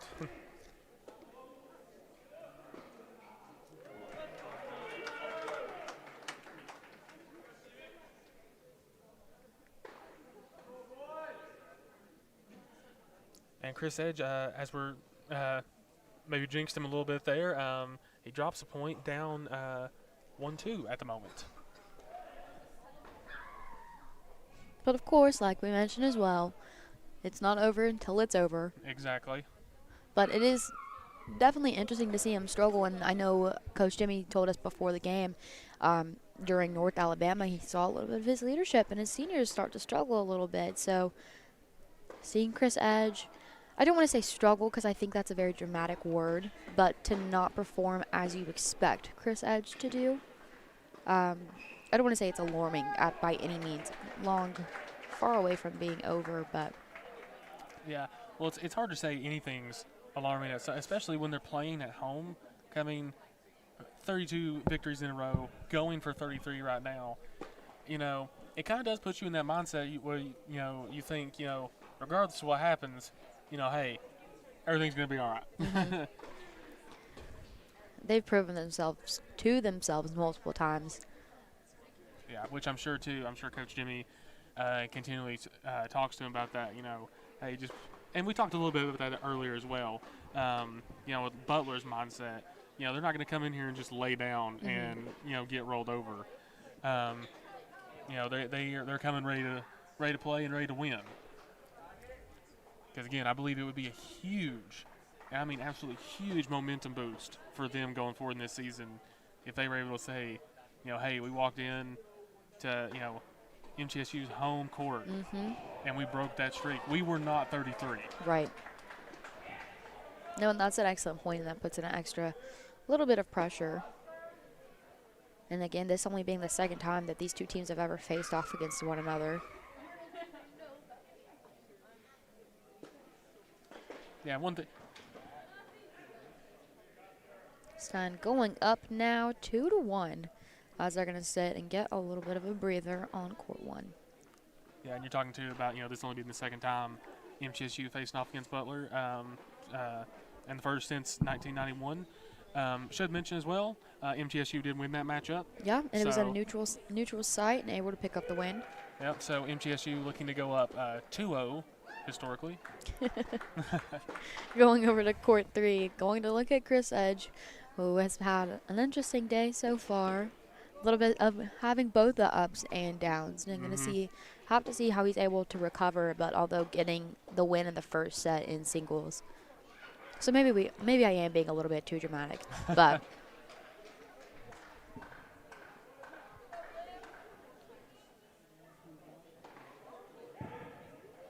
He's down 2-1, but he is serving now with the green laces and everything.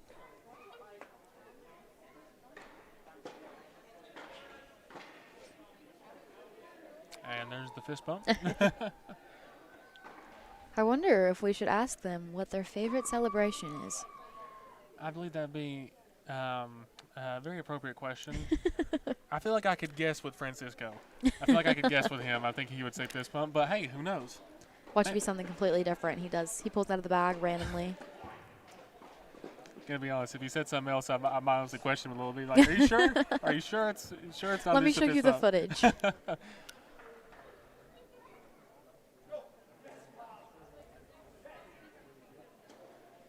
Hollis and Oscar both up 4-2 on courts 4 and 6. Yeah, again too, Oscar strong performance as well today. Yeah. And Chris ties it up 2-2.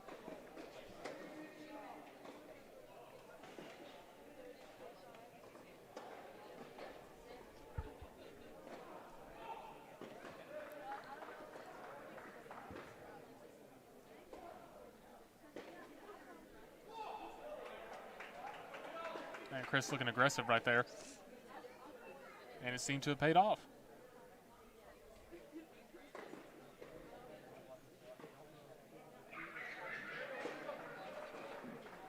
Chris and Francisco only ones tied up. Courts 2 and 3. 3 we're having a look at right now. Yeah. Every other court, MTSU currently holds the lead.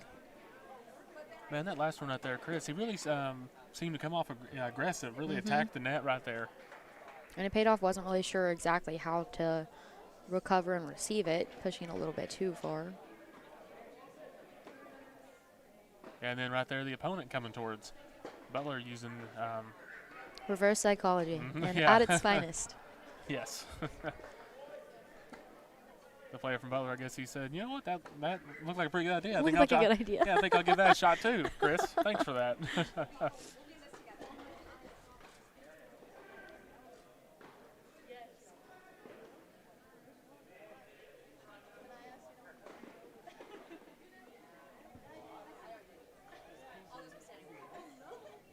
Over on court 2, Francisco goes up 2-1.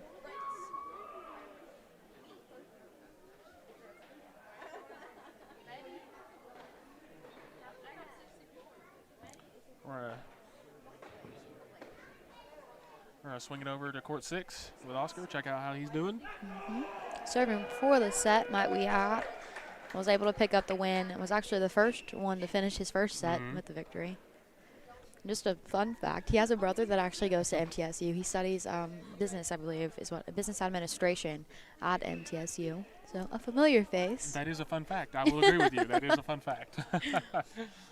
Coming from Denmark as well, the freshman, Oscar.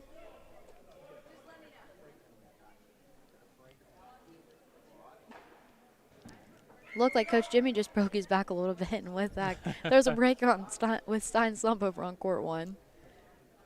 Going up 3-1. Sorry, didn't mean to jump ahead of you there. No, I'm still trying to laugh over I'm really distracted by Coach Jimmy breaking his back, and maybe that was a reference to let us know that's what was happening over on court 1. We'll have to ask him about that shortly. Yeah, he was just giving us a signal.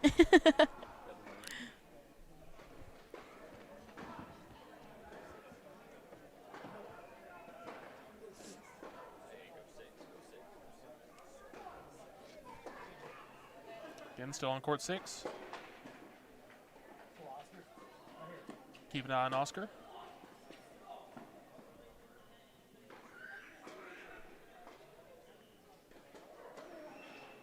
Trying once again. Yeah, Oscar looking a little frustrated after that one. A little flick of the racket. That'll do it.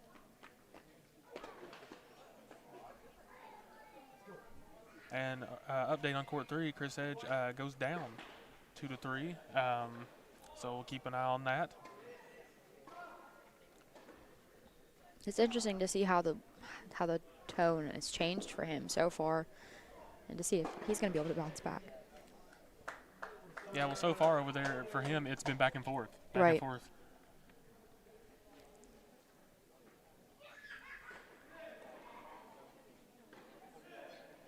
We mentioned earlier about in order to finish a game, you have to, of course, start strong, and that comes from, are you going to play the risky side of it, or are you going to be a little too fancy, but on the other side, are you going to be too fundamental and simple? So going to be interesting to see which route that he chooses to take, and if there's going to be any adjustments that are going to have to come along the way for Chris Edge. Yeah, I think right now with him being down just 2-3, I think, no reason to panic. And Right. again, we've talked Absolutely about attainable. yeah, and we've talked glowingly about how strong Chris has played so far. Get ready to go to 4. Oh, wait, this is the win.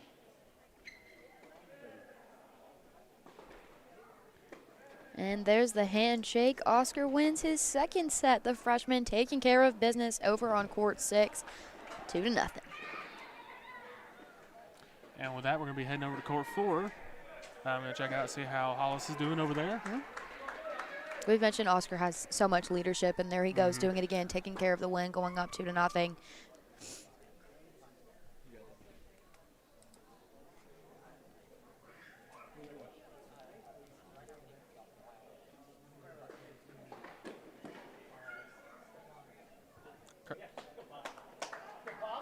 Butler on the serve right here. MTSU leading.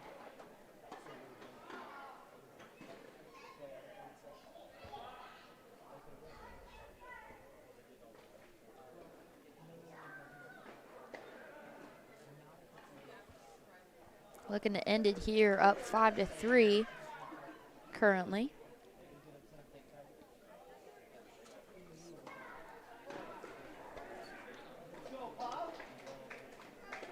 Chris Edge still down on court 3. Only court MTSU is down on at the moment. Again, we will keep an eye on that.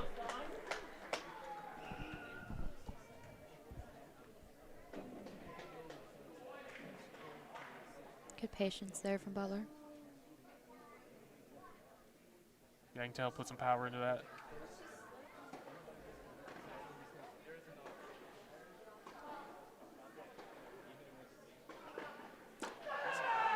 Saw another finger wag there from Butler. I think that might be their their favorite celebration.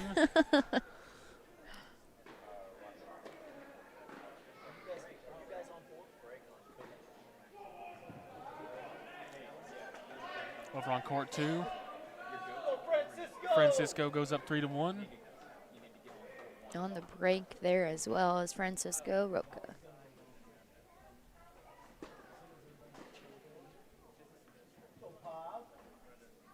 You heard the go paw right there going up on his set, 5-2.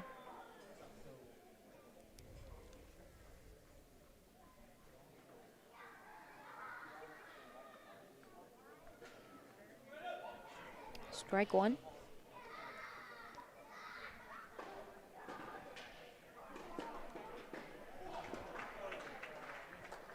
Stein with a big bounce back on court 1. He's up 4-1 at the moment.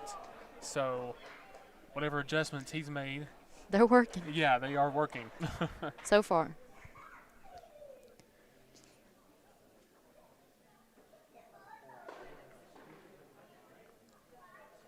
Going 5-4 right there. You saw the Butler fist bump. Let's go ahead and switch courts over on that one. Go to Pavel Modal over on court 5. Court 5.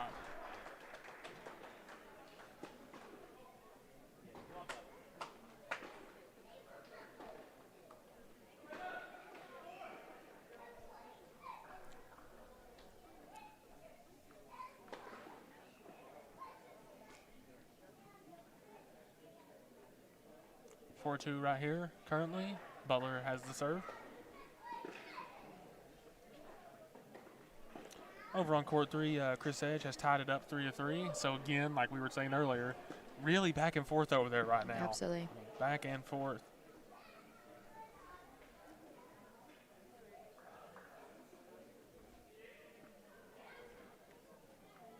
Be interesting to see who comes out on top on this set on court 3, because again, just very competitive, yes. Needless to say.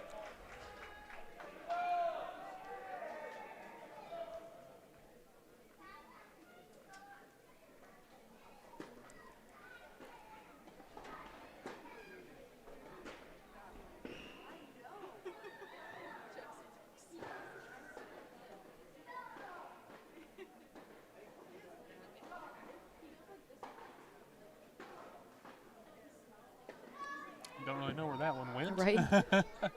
It was there at one point, and then not.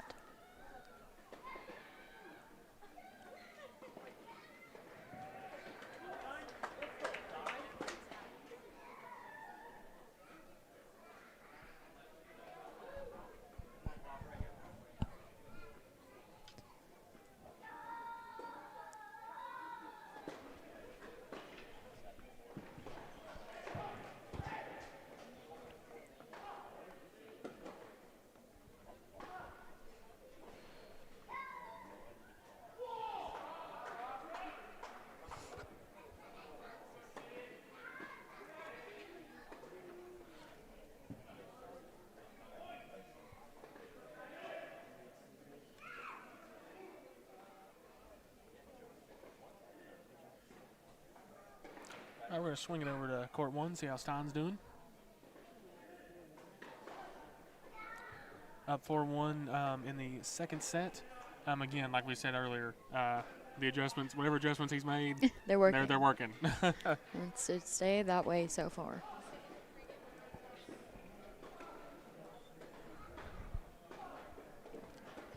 Chris Edge over on court 3, tied 3-3 as well.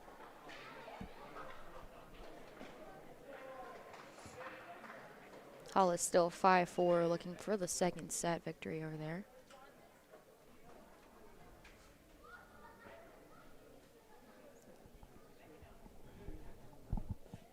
Francisco over on court 2, up 3-1.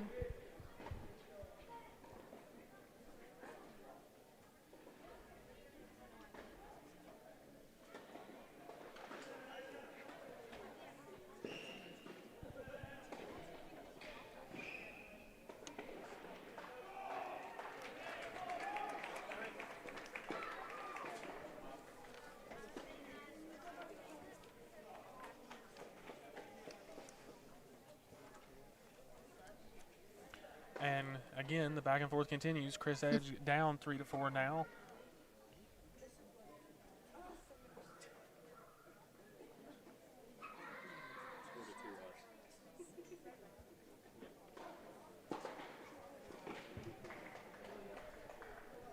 Well, it looks like on court 3 with Chris Edge that the back and forth is going to continue. Yeah, I mean, someone's got to break it at some point. Looking like that set might come down to the wire.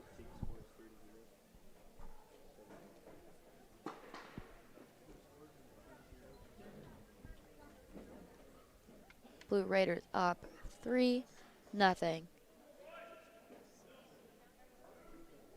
And they're getting the start over on court 6 with Oscar.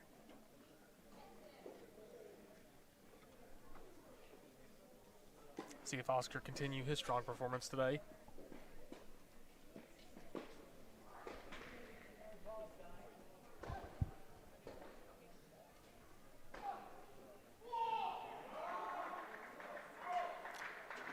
Score on court 1, 4-2. MTSU has the advantage.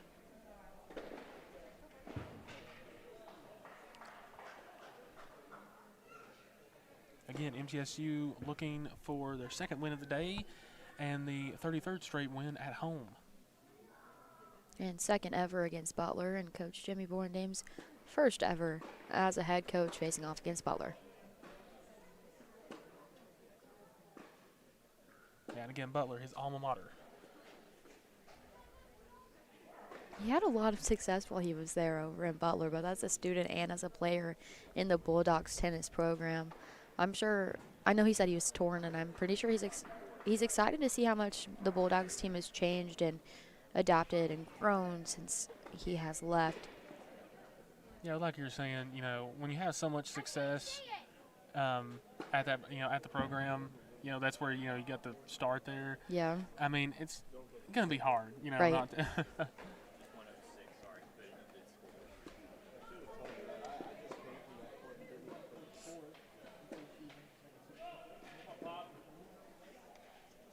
Stephen Hollis taking care of business over there and getting the point.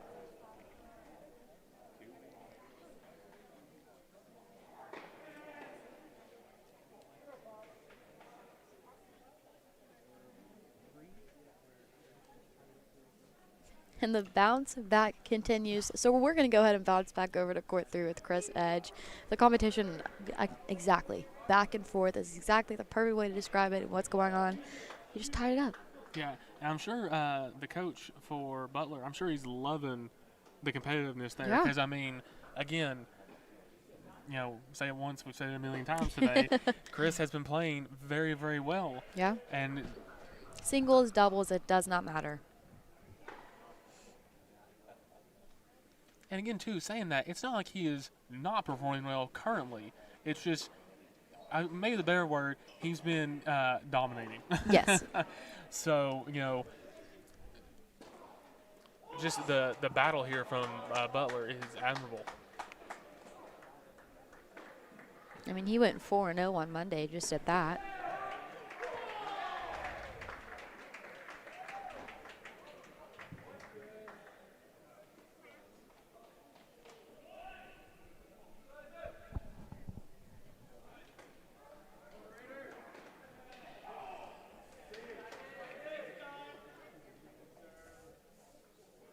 Pavel with the 4-2 lead on court 5.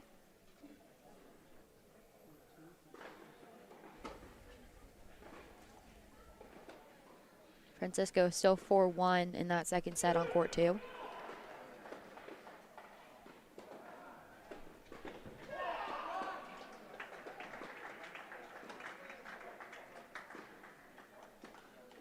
Good placement. I think that was 2 fist bumps that I just counted there, so extra good on that one.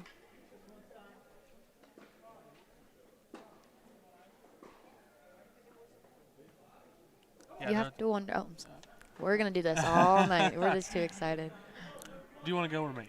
You can go on right ahead. Okay. I was just going to say, Chris right there, he definitely seems dialed in. Yes. Like, I mean, not to say that he wasn't dialed in before, but right there during that exchange, I mean, you could just see the focus. Yeah. Little head shake there. And the frustration even there.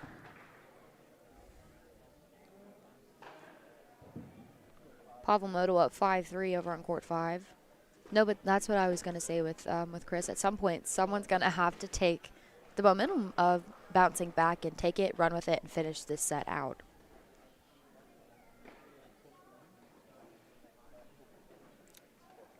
Over on court 1, Stein up 5-2 on the second set. Again, those adjustments looking good.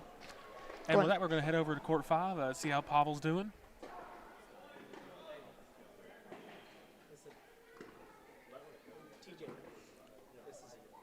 And Pavel could break for the match as we look here on court 5.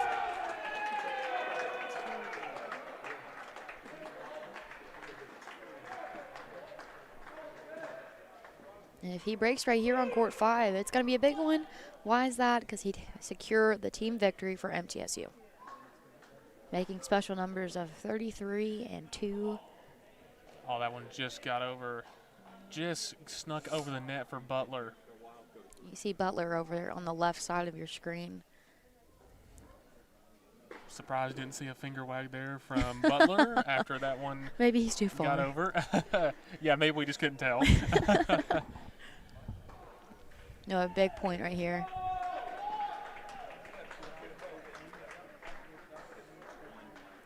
And the back and forth continues on court 3.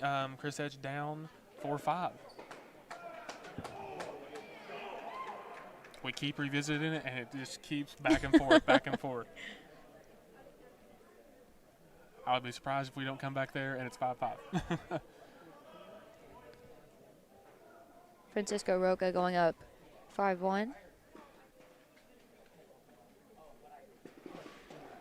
Big one right here for on court 5 with Pavel making his return today. What a way to come back.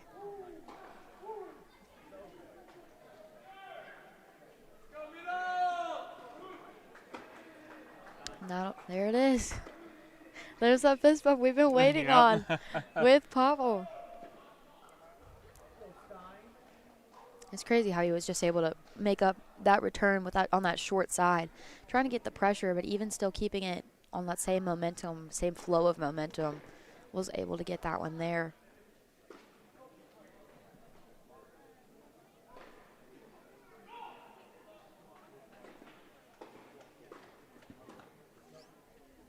And looking to return.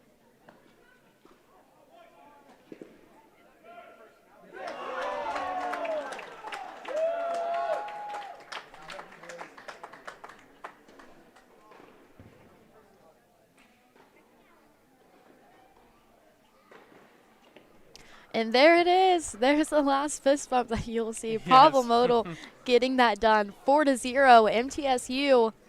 Oh, and there's a high five. We're not going to fist bump. Okay. Yeah. Pavel Modal getting it done during his return in singles play over on court 5. So let's go take a look over on court 1 with Stein slump. Birthday boy also was rested up from earlier today.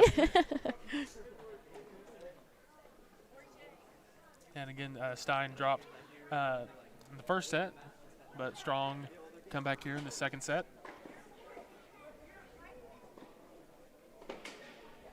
Going to be interesting to see how Chris Edge is going to be able to bounce back, because right now that's leaving courts 1, 2, and 3, Stein Slop, Francisco Roca, and Chris Edge, who's been doing nothing but going back and forth in play so far. almost looked like Stein fell a little bit there. Yeah, it didn't look like he really lost his footing, but he had to recover. Yeah. All right, we're going to quickly go over to 2, see how Francisco's doing. One of the 3 courts remaining in this big one. Pablo Modal just being able to pick up his point. Looking for Roca. Here's some let's goes coming from the fans, the Blue Raider faithful. Oh, beautiful. And there's the fist bump. Those fist bumps. And Coach Jimmy with the claps over there. Francisco looking confident right now. Cool, calm, and collected would be Francisco Roca. That's the name of his game. Even though wearing his emotions on the sleeve, he never lets it take advantage of him in a way that you might expect an opponent to try and do. He always has that control over him. Is he going to go for the serve here? And we'll try again.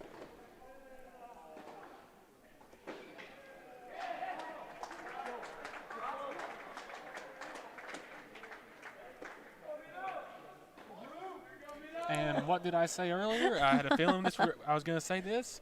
Over on court 3, Chris Edge just tied it up 5-5. And Francisco still doing what needs to be done here on his court. Court 2. Again, we're only left with courts 1, 2, and 3. Slump, Roca, and Edge. Edge just tied it up. 5-3 over on Stein Slump when he's still up in the second set.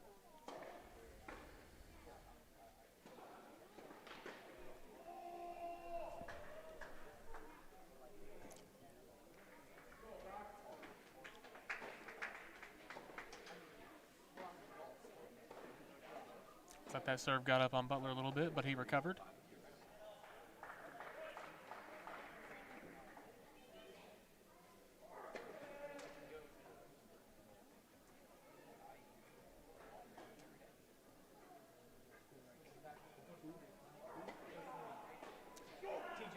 TJ. 5-2 right here on court 2 with Francisco.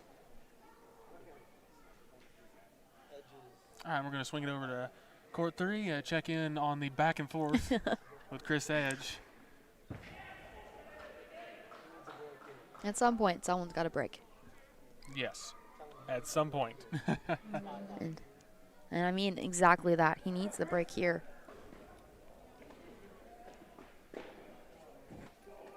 Strong serve there from Butler.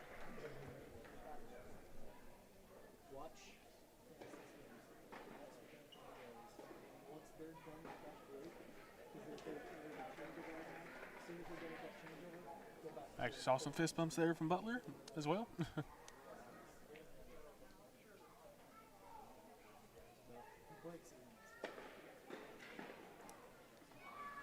Right there from Chris, he's staying back right there, paid off.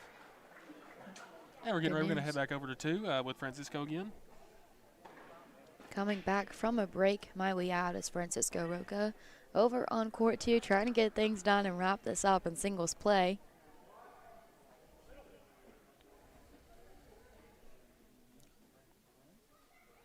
Also needing the break right here to win. Butler with the serve.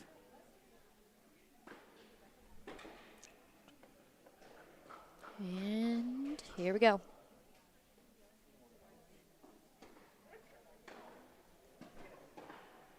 Maybe and again. We'll try it again.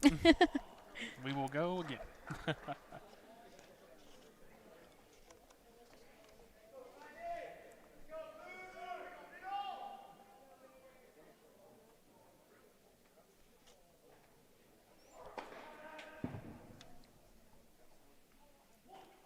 One thing you were talking about earlier from last season when you were on the court, you know, you were talking about how much ground it is to cover, you know, and it's kind of hard to tell that unless you're down there on the court. Absolutely.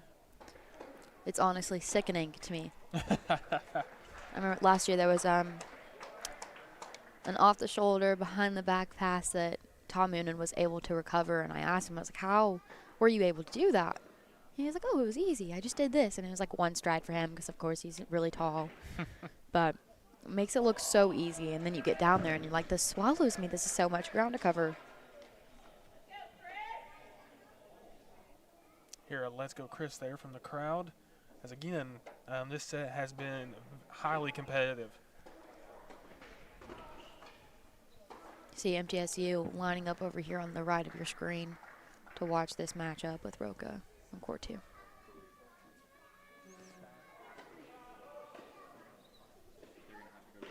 And the back and forth Continues. Chris Edge goes down 6-5. That's going to push it to a third set at that.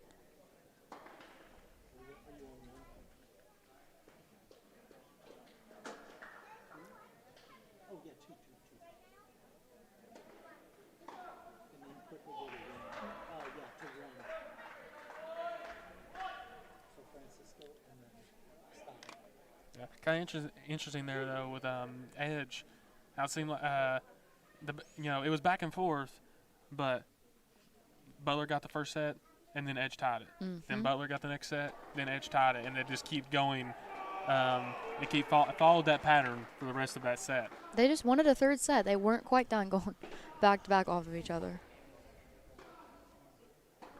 Yeah, not done playing today for sure. You think Chris would be tired by now, but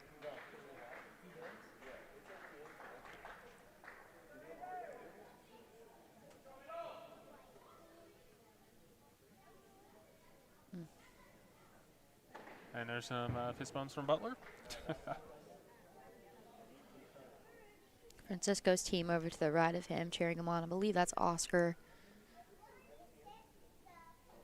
Not sure if I can see quite who else is with him over there on the right side, but you even have Coach Borndam watching as well.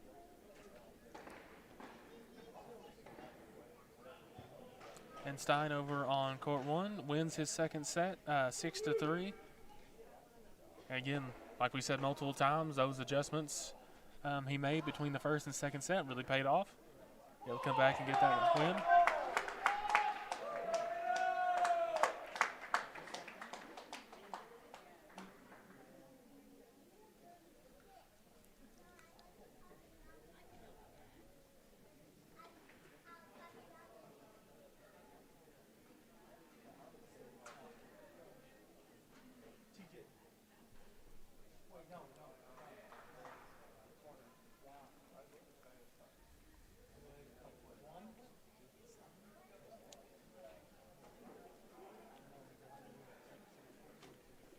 That'll do it for the second set here on court 2. Francisco Roca, 6-2. Steinslump making his return. Birthday boy once again. I'm going to toss it over to him and see how things are going. Only one of the courts that are remaining. Yeah, and again, Stein making the adjustments in the second set to take that.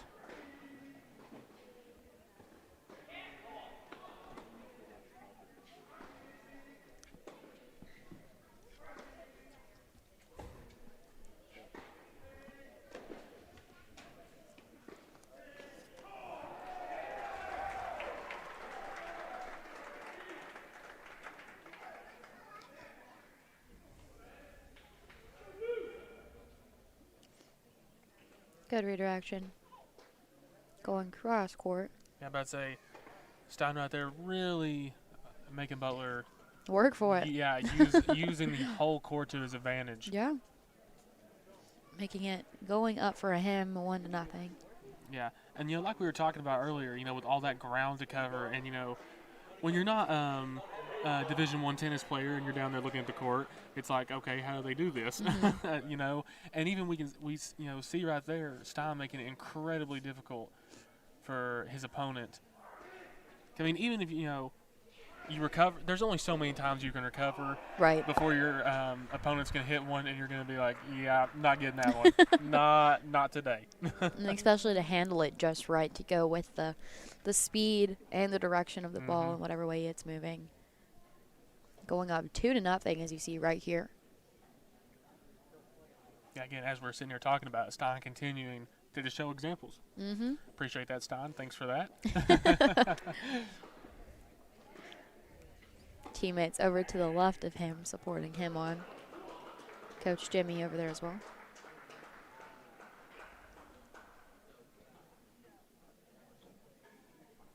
Gotta wonder how Coach Jimmy's feeling right now.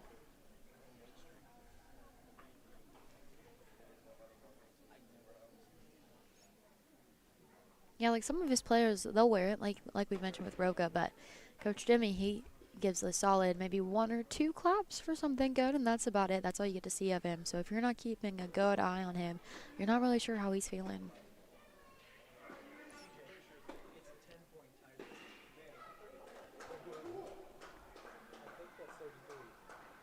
They're doing a 10-point tiebreak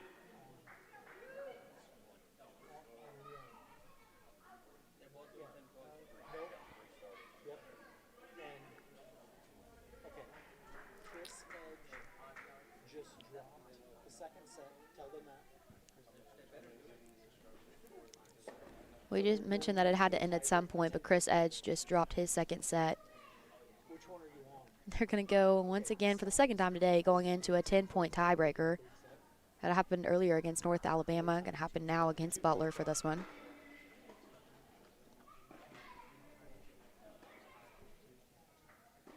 And Stein as well in a tiebreaker, which is our 10-point tiebreaker, which is currently tied 2-2. Yeah, and like we were talking about earlier with Chris Edge, you know, we said eventually something had to give. And now they have 10 points left to figure it out. Yes.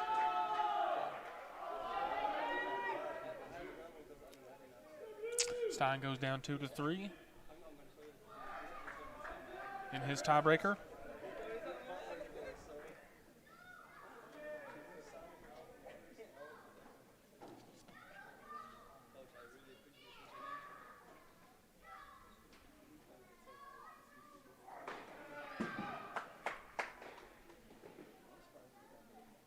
That pressure, I feel like it's in the room right now. Yeah, well, I mean, you got 2 10-point tiebreakers going on, so it's kind of hard for there not to be. Right. I couldn't tell if that was a woo or a boo coming from one fan. Probably a little bit of both. It may be. It may have been a little bit of both.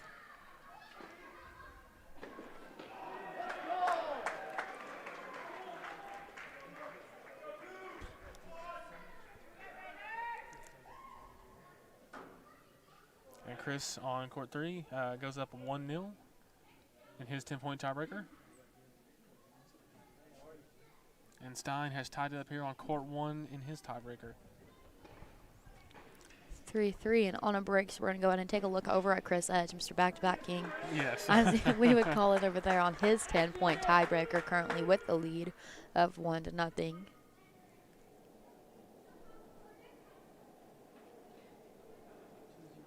Up 2-0 after that one. Yeah, it'd be interesting to see, you know, in that last set, you know, Chris fell behind and then couldn't get the lead back. Mm-hmm. So yeah, this will be the first lead that he's been able to hold. Yeah, and you wonder too if he's thinking, hey, you know, I fell behind in that last set. I'm not going to fall behind in this one. Right. A little frustration there after that serve. Finally able to break the rally for him and get the lead, but the question is, will it stay that way or will it bounce back to back and forth play? And that's 3-0. Yep, right on cue. And Stein over on court 1 is up 4-3. Again, both on 10-point tiebreakers right now in singles play after MTSU secured the doubles point.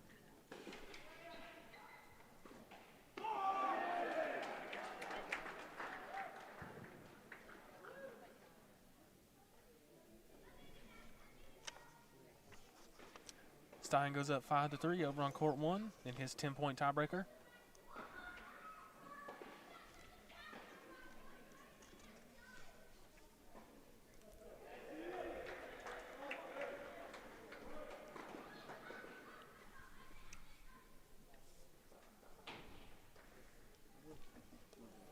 And Chris over on court, on court 3, up 4-0.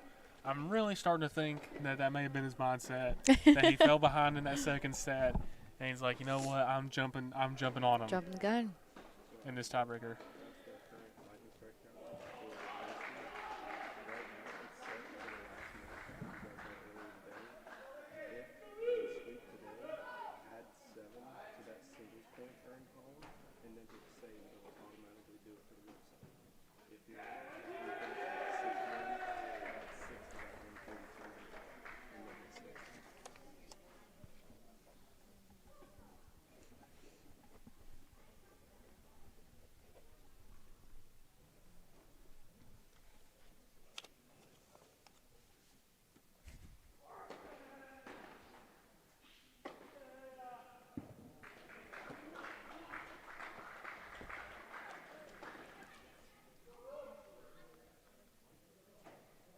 Chris going up on his court on court 3. Remaining up in his court, I should clarify. And over on court 1, after being up 5-3, if I remember correctly, Stein, it's all tied up now at 5. And we're going to switch over to court 1 with that being said. Check in on Stein, see how he's doing.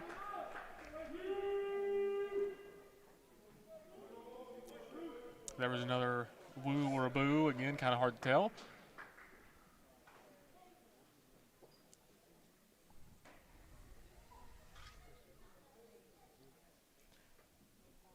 And Stein here up 6-5, and then on court 3, Chris Edge up 6-0. Yeah, definitely decided to jump out to a big lead over there on court 3. And again, can't blame Chris for wanting to do that. Right. Go big or go home.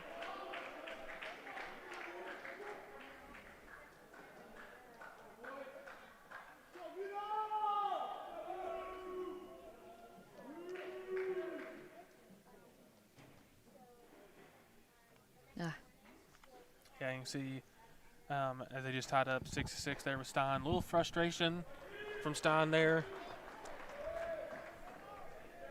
Might have felt like he let that one get away from him a little bit. And Chris continues to pour it on over on court 3. He's up 7-0 at the moment.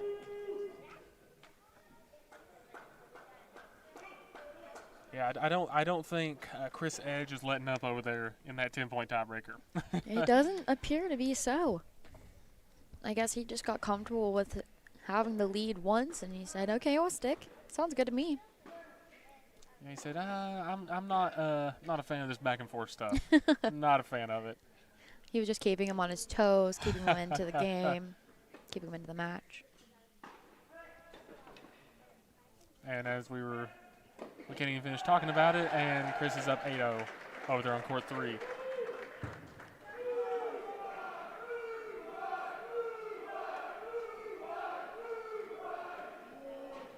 And right now you're hearing the tennis team out on the court over to the left as Stein goes up 7-6 right there in support of him. Chris Edge just over to the right of him.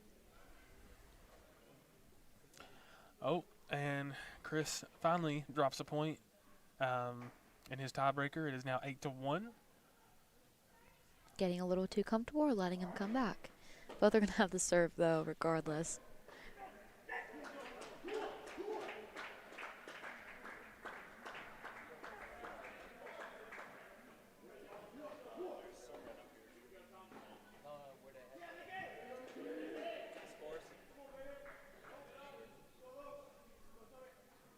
And Stein just tied it up right there. It is now 7-7.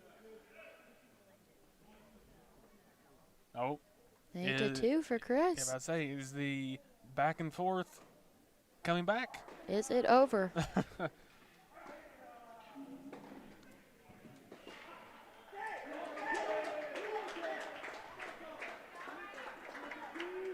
Again, like we were talking about earlier, it's not over until it's over. And as soon as I said that, Chris goes up 9-2 in his Maybe he tiebreaker. just needed Coach Jimmy to walk away a little bit. Now you see him in between the two courts. Yes. He had his back turned to Chris Edge as he took at that point right there. Stein going down 8-7. So maybe the back-to-back just moved from court 3 over to court 1 during this tiebreaker. Yeah, just jumped a few courts. Yeah.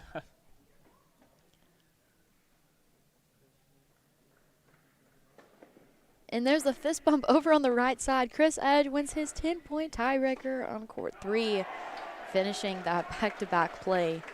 Yeah, that's got to feel good for Chris, too, especially after, not being able to come back and get that second set to, jump out so quick on that tiebreaker and get the win on that. It's got to feel good. And Stein tying up 8-8. So I reckon these next two are going to tell us that we're going to fight back-to-back. So we're going to look a little bit similar to Chris Edge in that last one, or is someone going to get comfortable with the lead and say, okay, let's finish it. Here we go. Butler with the serve.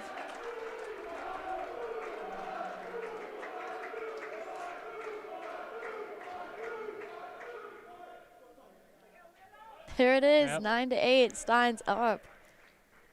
He's literally the only thing that's up. Did you see that hop? Yes.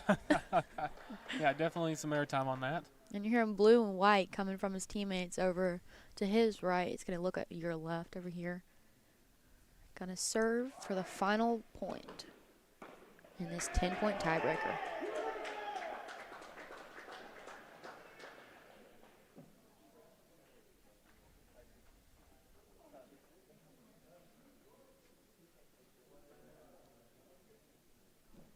Nine. I was kidding about going back and forth, but apparently no one takes a joke. A little frustrated there. I'd say that one sounded like a boo coming from a fan. A little hard to tell the difference between the boos and the woos. 10-point tiebreaker coming to a close here. Chris Edge just picked up his win. Now looking at Stein slump on court 1. MTSU securing the doubles point earlier today, and this will be the last one to wrap it up. A very rowdy Blue Raiders team. We're going to swap sides.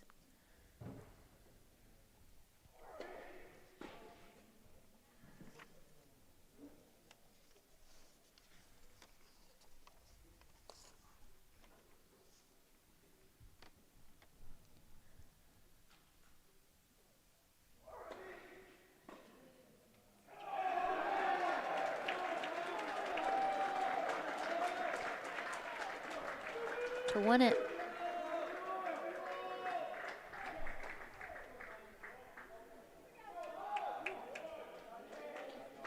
All right, going up by 1. He's going to try one more to go up by 2 and finish this one out on the 10-point tiebreaker. Will the back and forth continue? I wasn't going to say it. Sorry about that. Just couldn't help myself.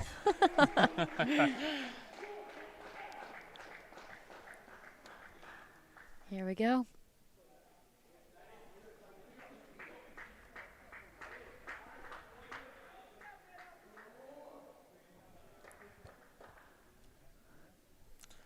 I told you not to say it. And I did. I did say it, though. And we're tied back up again. Again, they're just not done playing tennis today. They're not going to have time for that third matchup like I was talking about earlier.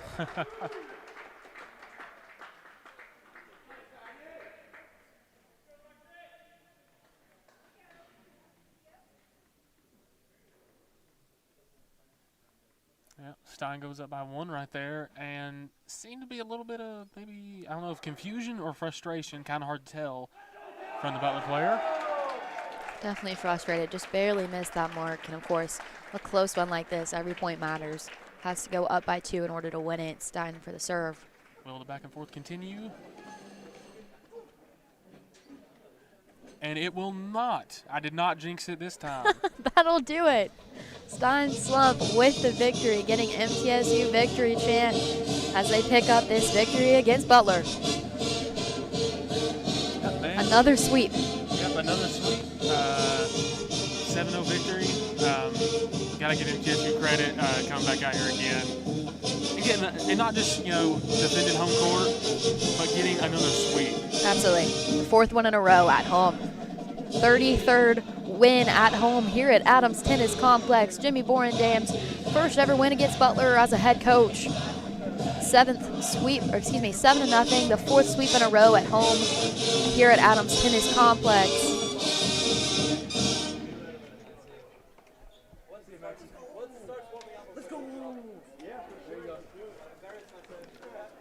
Hey everybody, make sure you don't leave yet. In a few minutes, we're gonna have the team hit a ball signed by Tennis Sandgren out into the crowd, so you won't want to miss that. It'll be courts 1 and 3 if you want to. And again, that's the end of the match. MTSU with the win. That final score is 7-0.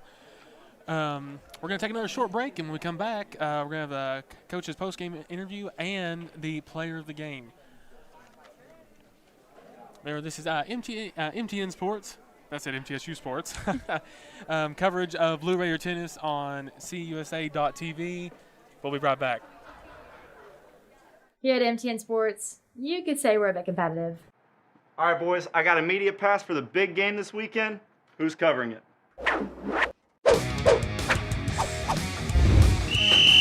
6 feet apart. Fight! 1, 2, 3, 4. Let me guess. Who's shooting this weekend? The funny thing is, I've got 2. I'm going to that game.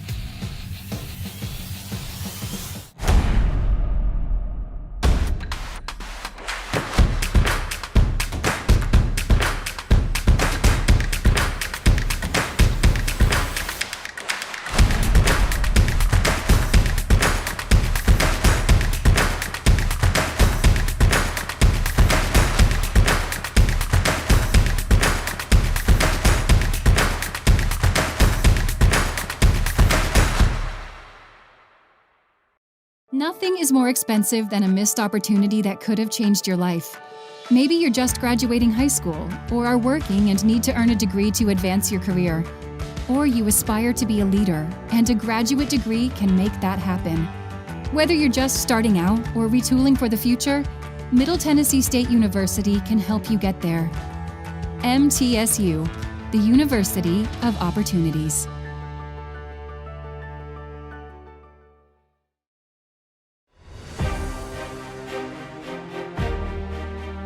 So many men and women that have served, that expected to be able to have their tuition or certain assistance being given to them, and that money evaporated. With the establishment of the general fund is to make sure that all those men and women can get through MTSU and pursue what they thought they could do when they came on back. We're extremely proud that the Predators have identified the need to help make this fund one of the best at our university for our veterans.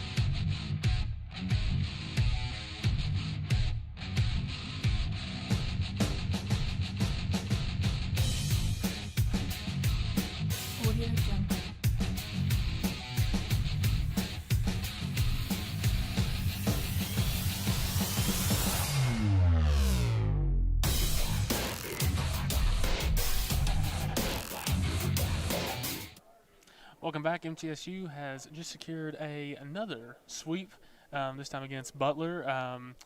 And now it's time for the post-game interviews, and we're going to start with our new Deputy Athletic Director, Lee DeLeon. Hey, guys. How's it going, Lee? Can you hear me all right? I can hear you great. Thank you so much for having me on. Appreciate your time. So how's it feel getting this new position here at MTSU? It's been great. I've been here about 6 weeks now, and this was my first tennis match here at MTSU. Man, what a great crowd, what a great atmosphere, what an amazing venue. And, man, our team is legit. These guys are no joke. 4 straight 7-0 sweeps, and it's been awesome to see. I'm really quickly learning as a new guy in town that tennis is a big deal here, especially when they're winning the way that they are. Coming from Louisiana as well. Talk to me a little bit about where you came from. Yeah, I grew up in Houston, Texas. I went to school at Notre Dame, but most recently I was at Louisiana Lafayette with the Raging Cajuns, and I was a deputy athletic director there. And I came here at the end of November, right in time to go to the Bahamas Bowl. So came at a good time, huh? Yeah, I got to take my family, which was amazing, and had a once-in-a-lifetime experience down there. And then I've been interviewing like crazy. We're building a team for the Blue Raider Athletic Association, and so I've hired 4 people in the last few days, and can't wait to get them here and get them acclimated as well, and start raising as much money as possible for the Blue Raiders. How did it feel with the great success that the Raging Cajun football team had this year? It was a lot of fun. It's easy to raise money and generate revenue when you win. And so, our coach, Billy Napier, was incredibly successful. Just got hired at the University of Florida, where now he's with the Gators. And so I got to ride his coattails. But in 2.5 years that we were there, we raised over $26 million, which was a really incredible experience, fun to be a part of, and hope to have some big-time results here at MTSU. Absolutely, and coming up now, Build Blue as well. So how do you think this tennis program is going to grow under Build Blue and under you as well? Yeah, Build Blue is a huge priority for our entire university. We have to get our athletic facilities better, and that includes our tennis facilities. I mean, this one right here is as good as any in the country, but we got to get our outdoor courts to be on the same level. We've got to get our weight room, our sports medicine, our nutrition programs all up there. And so Build Blue is not just going to help football or basketball. It's going to help all of our teams, all of our sports, including tennis. Absolutely. And how are you feeling? I know you said you've been here for 6 weeks, and 6 weeks able to travel to the Bahamas. How are you settling down here in Murfreesboro? Have you went to Slim Chickens yet? Have you hit all the good spots? Slim Chickens, no. I need to hit that up. The football team would be very upset with you right now if they heard that. I've gone to the Boulevard about 17 times already, at least once a week. But no, this place is great. My family has been welcomed. I've got 2 young kids. They just started at campus school across the street.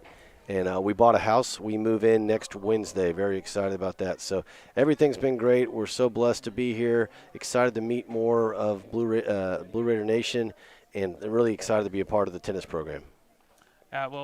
We appreciate your time so much. Again, thanks for stopping by and talking to us for a little bit. My pleasure. And wish you all the luck in the world. Thank you so much. Go Blue Raiders. Welcome to Murfreesboro. Okay. Yes, thank you. Thank you very much. Wow, great to hear from him. And next up, going to tap back into the 7-0 sweep for MTSU. Papa Modal is going to be joining us in just a minute as he wins Player of the Game, going undefeated for the day. Yes, very well deserved. Hey, Pablo, can you hear? Hey, guys. I hear. Yes. Hello. I'm ready. Hello. He's ready. Did you hear that? You definitely are ready, going undefeated for today. I have to ask, such a big victory coming from today. 33rd straight win here at home at ATC. The first win for your coach going up against Butler. How are you feeling? I feel pretty good, especially after, from my side. I mean, I wasn't able to play a single match for at least, I don't know, three months because I had some troubles with my right arm, but I'm so happy that I was back and I could help guys to win another match at home. So it's exciting to be on the court again. Yeah, no, and you talked about that injury of being off the court for 3 months. When you stepped on the court today, even before the matches started, just talk me through how are you feeling? How are you processing through that? Did it feel good to be back on the court? Of course, man. I was waiting so long for this, and I'm so happy that I was actually able to come back. And I was a little nervous before doubles because it's been a long time since I played the last match, but Stein helped me a lot on the court, and the other guys also showed up, and so it was great to be back. Another win at home, another win here at ATC, getting that sweep as well. Victory games all around, having success for yourself, coming off of that injury. Coach told us that you were eager to get back in and you were ready to go to get this sweep underway. So I have to ask, what are you looking forward to next? How much are you going to celebrate tonight with this huge victory? Well, we're gonna enjoy this night, but we don't have much time to think about it because we have a big match coming up on Sunday against Mississippi State. So this is a big one for us. So we really need to be focused for Sunday. But these 4 matches at home really helped us to prepare for this first big match of the season. Coming up, you're going to have Southern Miss as well. Mississippi State. Excuse me, Mississippi State. Thank you. I appreciate it. What is it that you're going to setting the tone? I know before the game we were talking to Coach Jimmy, and he was saying the doubles point was so important. And you just said yourself that you were really nervous coming back into doubles play. So what are you going to be able to tell yourself to get that pregame jitters out? Well, it's not the first match that I will play, so I know the routine. I know what to do to prepare for the match, and I will do all the right things to be as good as possible and to help the guys and the team to get the W. Yeah, we talked about Mississippi State a little bit. Going into that match, they're ranked 25th in the nation. How's that feel going in, playing a team, that highly ranked, top 25? Is that you guys get excited or extra excited when you're playing, a difficult opponent like Mississippi State? They are ranked, but we don't really look at the rankings. I mean, we know that they have some ranking, but it doesn't really matter to us. I mean, we know that we can beat anyone out there, and if we're gonna play our tennis, and if we're gonna do the stuff we are supposed to do on the court, we can win. We can beat anyone. So it's just about us, really. Well, congratulations on your return. Congratulations on the victory, and that's going to be your player of the game with a 7-0 win against Butler. Pablo, thank you for your time, and congratulations. Thank you very much. Yeah, Let's go Blue. Yeah, thanks, Pablo. Great to see him coming off of that injury, coming up with this big one as well. Another sweep at that one, undefeated for the day. Yeah, up next we got Coach Jimmy. I think we may have him now. Coach, can you hear me? Yes, sir. Hello, Coach. How are you feeling? Your 33rd win here at ATC and your first ever win against your alma mater of Butler. I know you said you were torn, but how are you feeling now? Just happy the guys played well. We executed. The doubles point was close. I told them it would be competitive, and we came through with the W. So it's a good job. But yeah, I want to see them do well. Did I want to beat them? Yeah, I definitely wanted to beat them. But it'd be great if they go ahead and win all their matches when they're not playing us. And speaking of the competition, they did secure the doubles point, but Chris Edge definitely was competitive. You have 2 10-point tie breaks there at the end. How are you handling the nerves and seeing the adjustments that they were able to make, especially with Stein slump on court 1, making those adjustments? Yeah, nerves. I don't think anybody was really nervous. I was kind of curious to see how Stein was going to respond because Stein's part now he's playing. I don't know what he is ranked in the country, and sometimes you see when guys get ranked, they play not to lose, and Stein's been playing phenomenal tennis. I mean, if there's a guy that's made a big jump from last year to this year already. He's got to be the guy. Just extremely mature, calm, good choices on the court, doing well. And then side by side, Chris Edge with him, doing the exact same thing. Those two guys, I was confident going into those 10-point breakers with those two guys. Yeah, Coach, talk to me a little bit, besides, Butler being your alma mater, also, them being, from the Big East, getting a big win against the Big East team, especially, too, last year they came up just short in their conference tournament. They got beat in the semifinal. But, they had a strong showing. How's that feel for your team going forward, getting this big win? Yeah, like I said, I mean they're traditionally a good indoor team. They play a lot of indoor tennis. They brought the cold weather down from Indianapolis with them, and the plan is to try to get that build up to this match against Mississippi State. Mississippi State is very solid, top 20 in the country. Last year they made the round of 16. They have 5 out of 6 starters back from last year. They're very strong. We got a little bit of an edge in the fact that they've had COVID. So tomorrow or Sunday will be their first match of the season. And last year we lost 4-3 in a thriller. Came down to the last match. So, I'm looking forward to going to their place and getting a good early test. So pretty much after this Butler match, I mean, the schedule is, what is it? Mississippi State, Georgia Tech, Virginia, Louisville, Notre Dame, then Virginia Tech, then Auburn. I mean, it's the who's who of teams. So,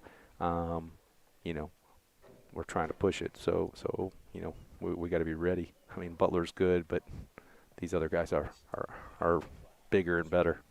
Definitely a lot of big matchups that are coming up for you guys. We were talking earlier during the broadcast. Y'all are the team to beat. I mean, a lot of teams are highlighting your name. They're getting ready to play y'all as well. You've had a lot of leadership that has left. But I want to talk about Oscar, the freshman. He has performed so well. What have you seen from him that has your confidence to put him out on the court tonight? Yeah, I mean, I don't know if you saw the first game on the singles. I mean, he opened with 4 straight aces. I mean, the kid's got a cannon of an arm, and he does a really good job. It's only his 4th dual match, and he's starting to figure out how to use the crowd a little bit. I feel like he's got that kind of like energetic personality. So I'm curious to keep seeing him develop, grow his game. Get more comfortable out there in the matches, and he's one of the many pieces that's part of the future of this program. So very excited about him. Coach, well, we appreciate you taking the time to talk to us. Again, great win. Guys played great. So, yeah, again, good luck at your next matchup against Mississippi State. Look forward to talking to you again soon. Yeah. Congratulations, Coach. Hey, congratulations. Thanks so much for everything you guys do. This major production that Dan Eschenfelder and all you guys do is huge for us, and I really appreciate it. I know a lot of hours, so thanks so much, and from the guys, thanks again. Thank you. I appreciate it. Thank you very much for your support. Sounds like we have a fan of Middle Tennessee sports. Yes, appreciate that, Coach. Very kind words. No problem. Take care. Good night. Good night. Good night. And unfortunately, that's all the time we got for today. We want to thank MT Athletics for allowing us to stream these matches. We also want to thank Adams Tennis Complex for helping us make all this production possible. If you missed any of this match or previous matches, you can watch them right here on CUSA. .tv, excuse me, sorry about that. And just click on the MT logo. For the full schedule of men's and women's matches, visit MiddleTennesseeNews.net. Click on the MTN Sports page.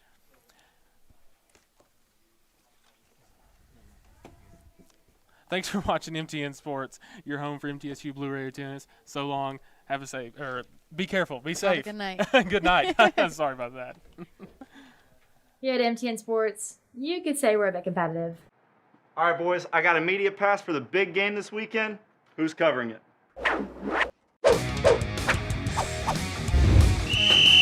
6 feet apart. Fight! 1, 2, 3, 4. Let me guess. Who's shooting this weekend? The funny thing is, I've got 2. Oh!